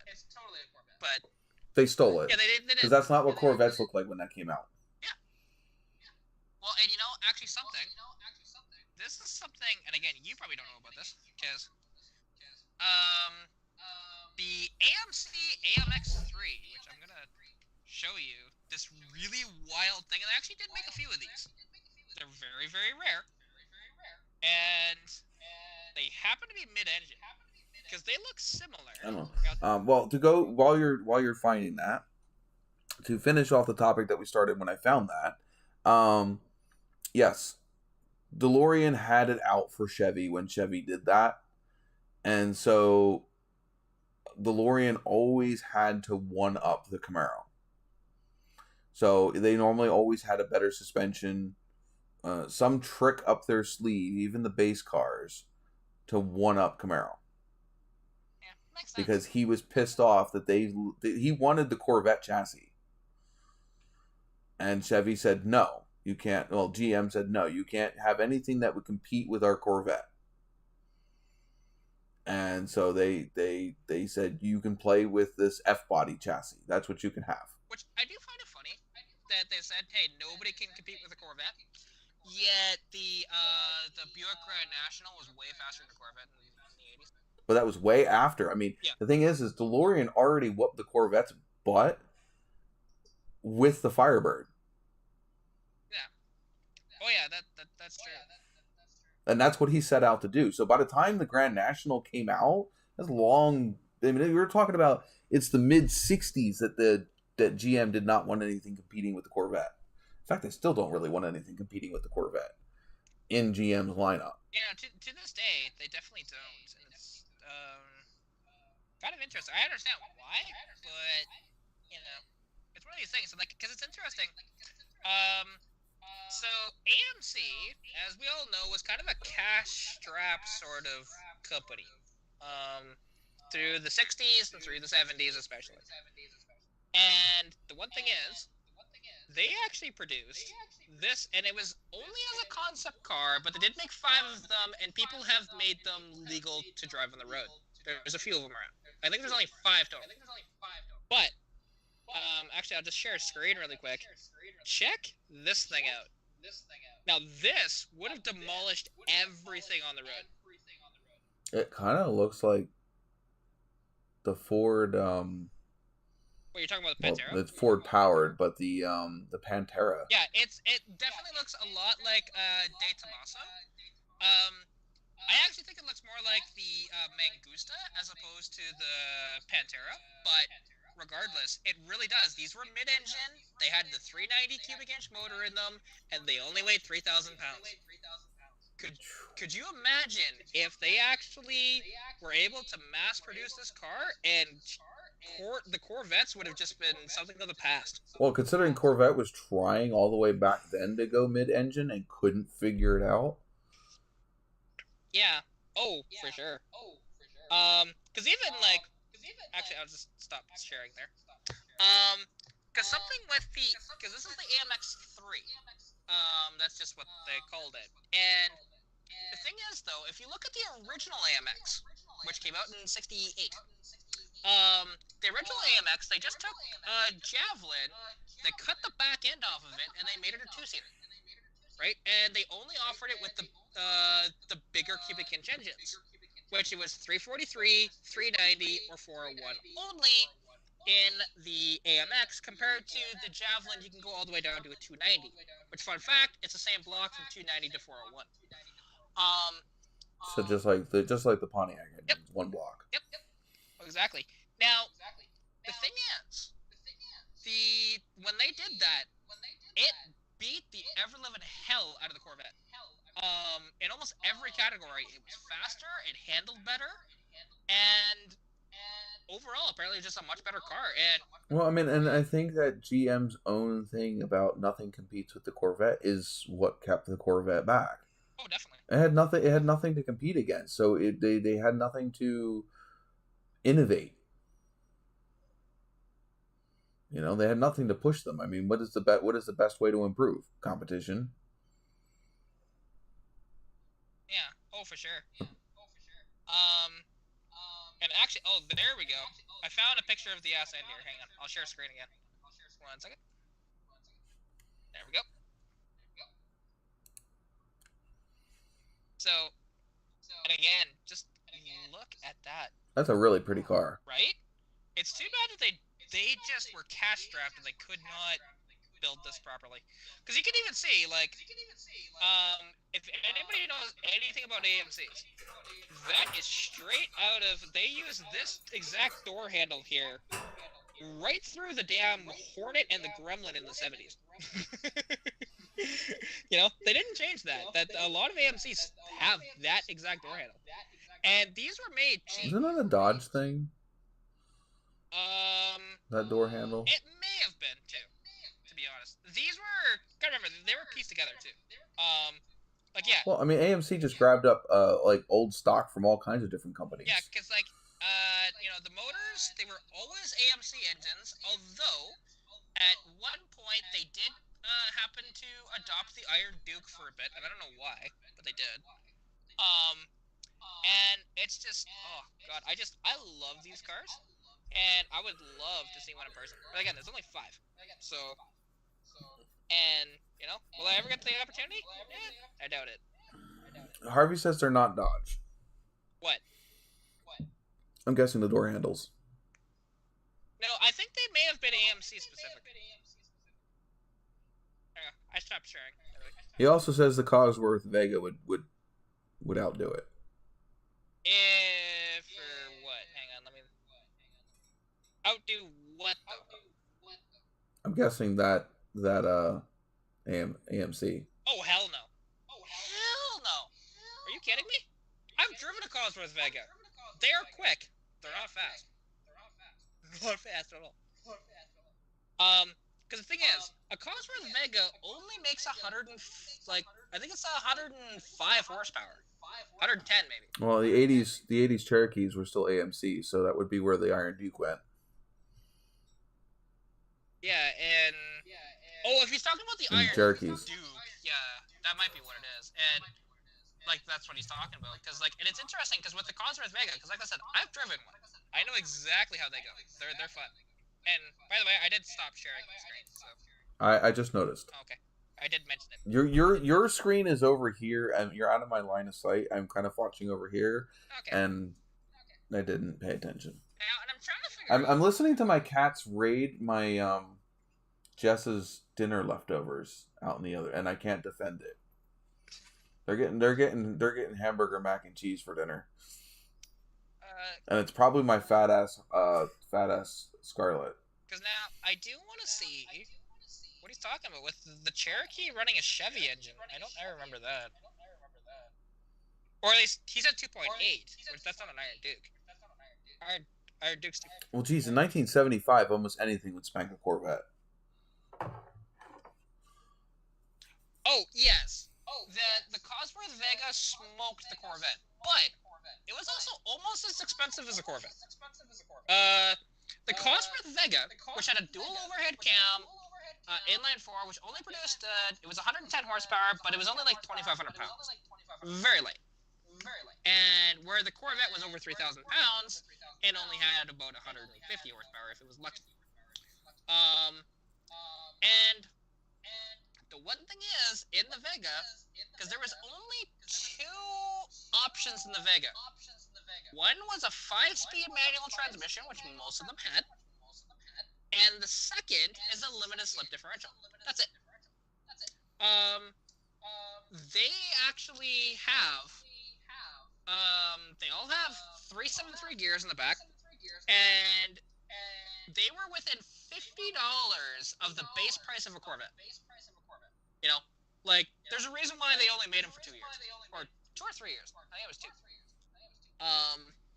Because Corvette threatened to beat him up in a back alley. May have been. But I mean, honestly, like, GM had a habit of doing that. No, the Cosworth Well, all the was big not, three no, did. Harvey, the Cosworth was not twice the price of a Corvette. It was $50 cheaper than a Corvette. I promise you that because I did the research on this when I did my video on it. Which it's one I don't forget that one, to be honest. That's just one of those cars that I remember almost every detail of it.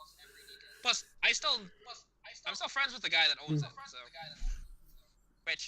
And when he actually gets it properly down the road again, me and him are gonna have a drag race. Yeah, but the thing is that wouldn't be something they'd want to brag about. They don't want to brag about that something costs twice as much as a Corvette. Yeah, but it didn't, though. It didn't. It was $50 cheaper. That's kind of, you want to say that something's cheaper than its competition, especially if it's comparable in performance or even better in performance. You don't want to say it's more expensive plus, because people are money conscious. Even if something is performs better than something else, if it costs way too much more, they're not going to. Well, and what's interesting about the Cosworth Vega, because it was the first vehicle produced by GM that had electronic fuel injection. Now, they had mechanical fuel injection prior, in the 50s, even through the 60s. However, apparently, well, why don't you send it to Kat? Yeah, find me the ad for that, because everything he says he's looking at it now. It was like about $7,500 or something like that base price. Because if I look,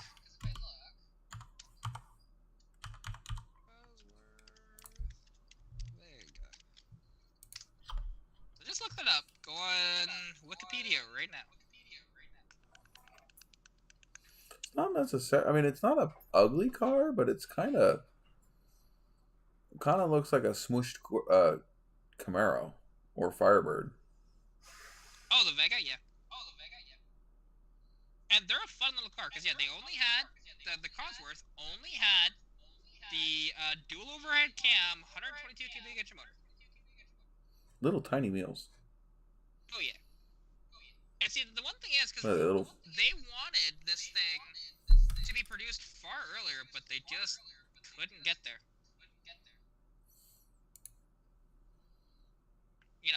And they're just a fun little car. And what's interesting, because they have an 8,000 kilometer, 8,000 RPM tach, but technically you'd have to upgrade the oil pump for you to actually rev that high. But the engine physically would rev that high. Just the oil pump wouldn't keep up. Yeah, and what's cool, so inline 4, it's actually an aluminum block.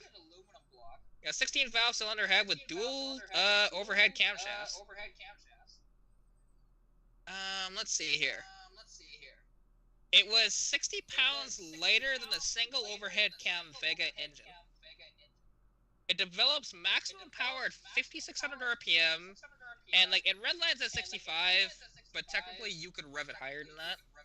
Everything I'm seeing, I mean, not for the Cosworth, but everything for the Vega that I keep seeing is all about being economy, and it's like boasting you're twice the price of a Corvette is the opposite of screaming economy. Yeah, which they weren't.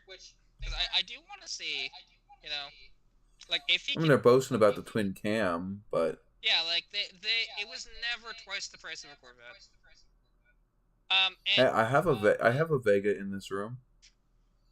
Well, also because they only produced 110 horsepower to 107 foot-pounds of torque, but they weighed I want to say that's. I'm trying to remember. What did his weigh?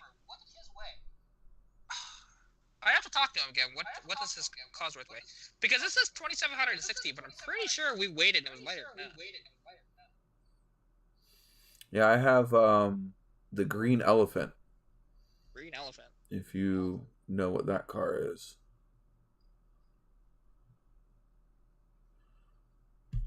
I have a Green Elephant model kit.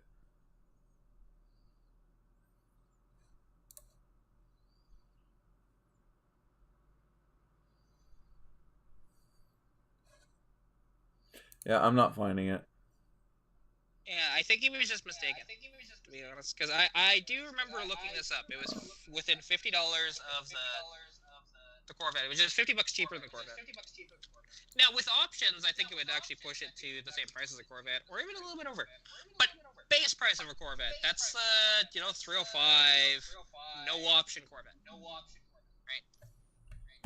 Right. That's not the, 350 Corvette, and with all the options in it. Now, what's that? I'm getting tired, guys. We're having a good conversation, but I'm fading. What's that? What's cool, because, like, the engines in these, they are just a work of art.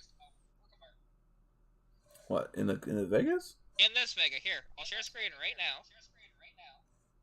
Hold on. I'm not over. Okay, go ahead. There we go. Check that out, that beauty. So you got the stainless steel fuel rails here. That goes through the fuel rail and into the injectors here, right on the other side. But then you have a long tube header from the factory, right there, and it's just such a pretty engine. Yeah, it looks like it flows. I mean, I don't consider it. It's engineering beautiful, but it's not. To me, it's not. It's not the most beautiful engine ever. I will fully agree, but it's a pretty little motor though. And now it doesn't show it because of like the lighting here, but this valve cover is actually all black. It's supposed to be. And the valve cover is black. Yeah, it's supposed to be. It just okay. It kind of shows it, just not very well here because again the lighting. But it's just so damn cool. Oh, see me. And I'll stop sharing. There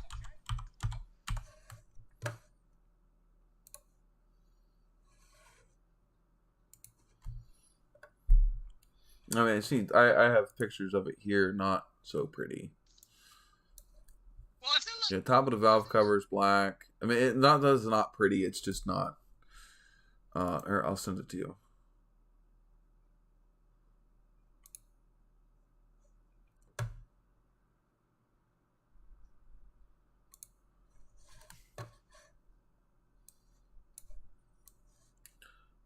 I need to open up Chrome.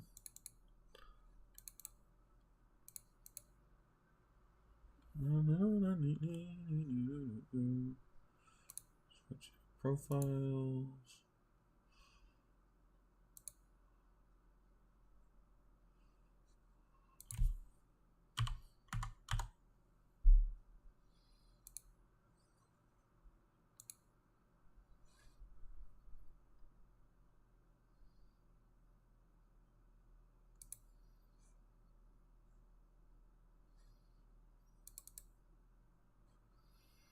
Alright, where to put it? There it is.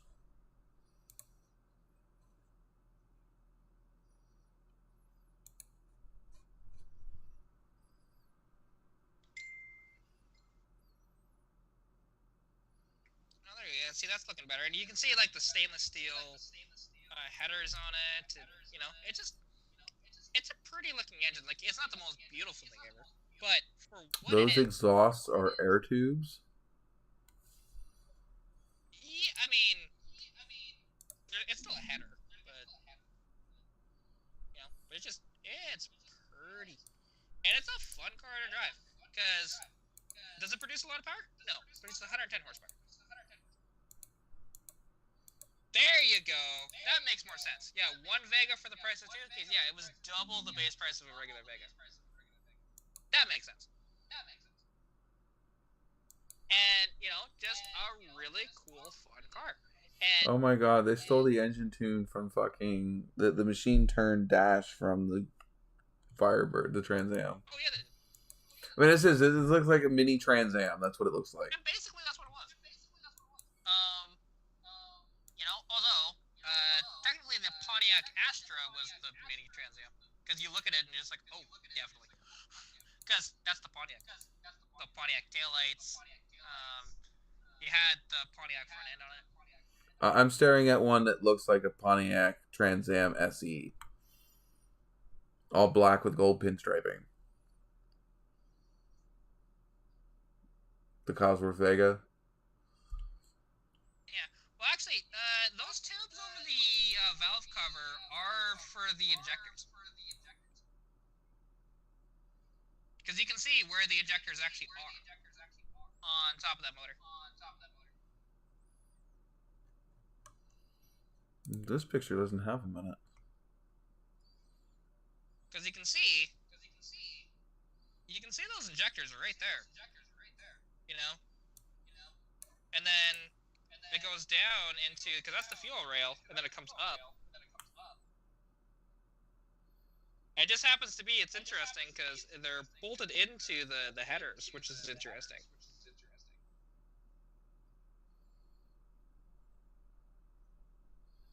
But Doesn't look like they're going into that tube. oh wait, no, I am mistaken. He is actually right. I totally forgot about this. Yeah, he is right. But yeah, regardless though, it's still just for what it is. It's a work of art for what it is. And I love it. It's a fun car to drive. And these things did not have power steering, did not have power brakes either. They don't feel it though, other than like when you're first in a parking lot, obviously you have the power steering, but the power or the brakes, they're totally fine. Like, well, you got to think about it. There's a big difference between using a set of power brakes that don't have the power part working versus having a set of manual brakes. That's true. It's just the same thing as steering. A non-powered steering is a lot easier to use than a power steering without the power working. That's true. Like that's the one thing with the Fargo. If I get the thing running and driving, because obviously that thing doesn't have any power whatsoever that way. And the thing is, with like driving that thing, one thing that I'll have to do, because it's a non-synchro gearbox, gonna have to double clutch. So it's a little interesting. Because I've never done that before. Only 50s vehicle I've ever driven was an automatic. So. Which the funny thing is in the 50s, an automatic was more rare than a manual. Much more rare, yeah. Well, actually, that's Roy Markle's 56 Pontiac had I think it was the Glide. I think. All right. Well, and actually, Harvey, you say an aluminum head from the get-go. Yeah, but they added another cam up there, too. The regular Vega engine was a single overhead cam. That's a dual overhead cam. So he completely redesigned the head. Period. But, anyways, I know you're going to sign off, so I'll let you do that. I just wanted to put that in there. Yeah, and I'm tired. That's right. No, I've been up since 9 this morning. I mean, they're both the same for me, actually. Cosworth of England. Yeah, that's Alright. legit. Alright, guys. We'll catch you guys next week. Excuse me. Catch you guys next week, and same time, same place. Same bad time, same bad chat. Hey, I'm not that bad. So I always screw that up. I meant to say bat. Like it was a thing on Batman. With the show. Apparently, he says that's why he's 4 minutes behind. Why are you 4 minutes behind? Oh, he was. His stream was 4 minutes behind. because he said it was quiet.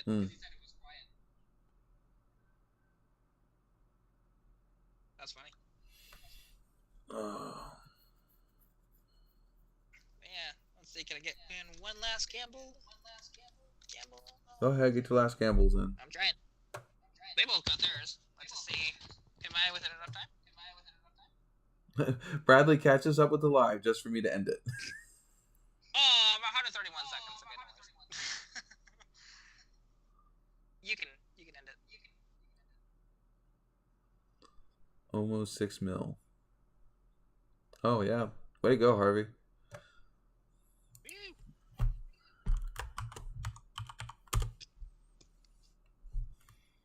Gotta be close to being able to type it in again. What, for me? 131 seconds. Mm-hmm. It's like a minute and a half. Yeah, we'll watch. Isn't it? That would be just over a minute. Actually, that's over 2 minutes. Yeah, shush.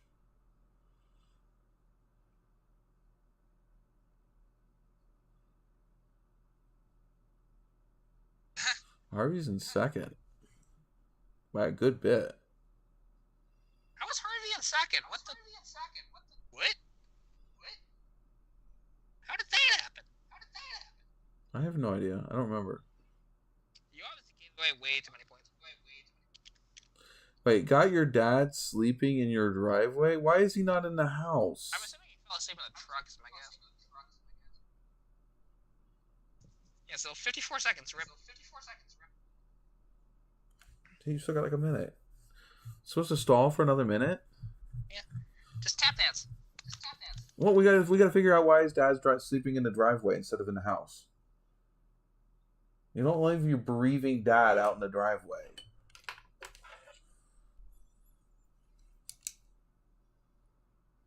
I want answers, Bradley. My hands are all swollen.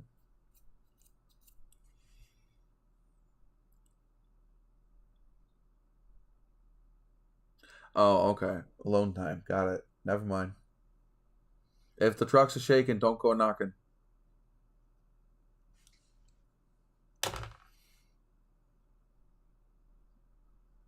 And that's Miss Formy, not his girl. Unless it's not Miss Formy.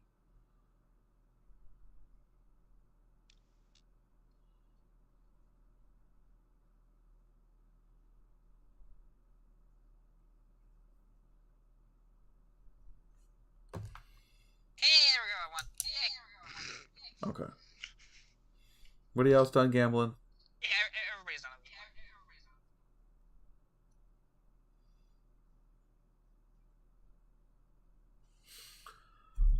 All right. Night, guys.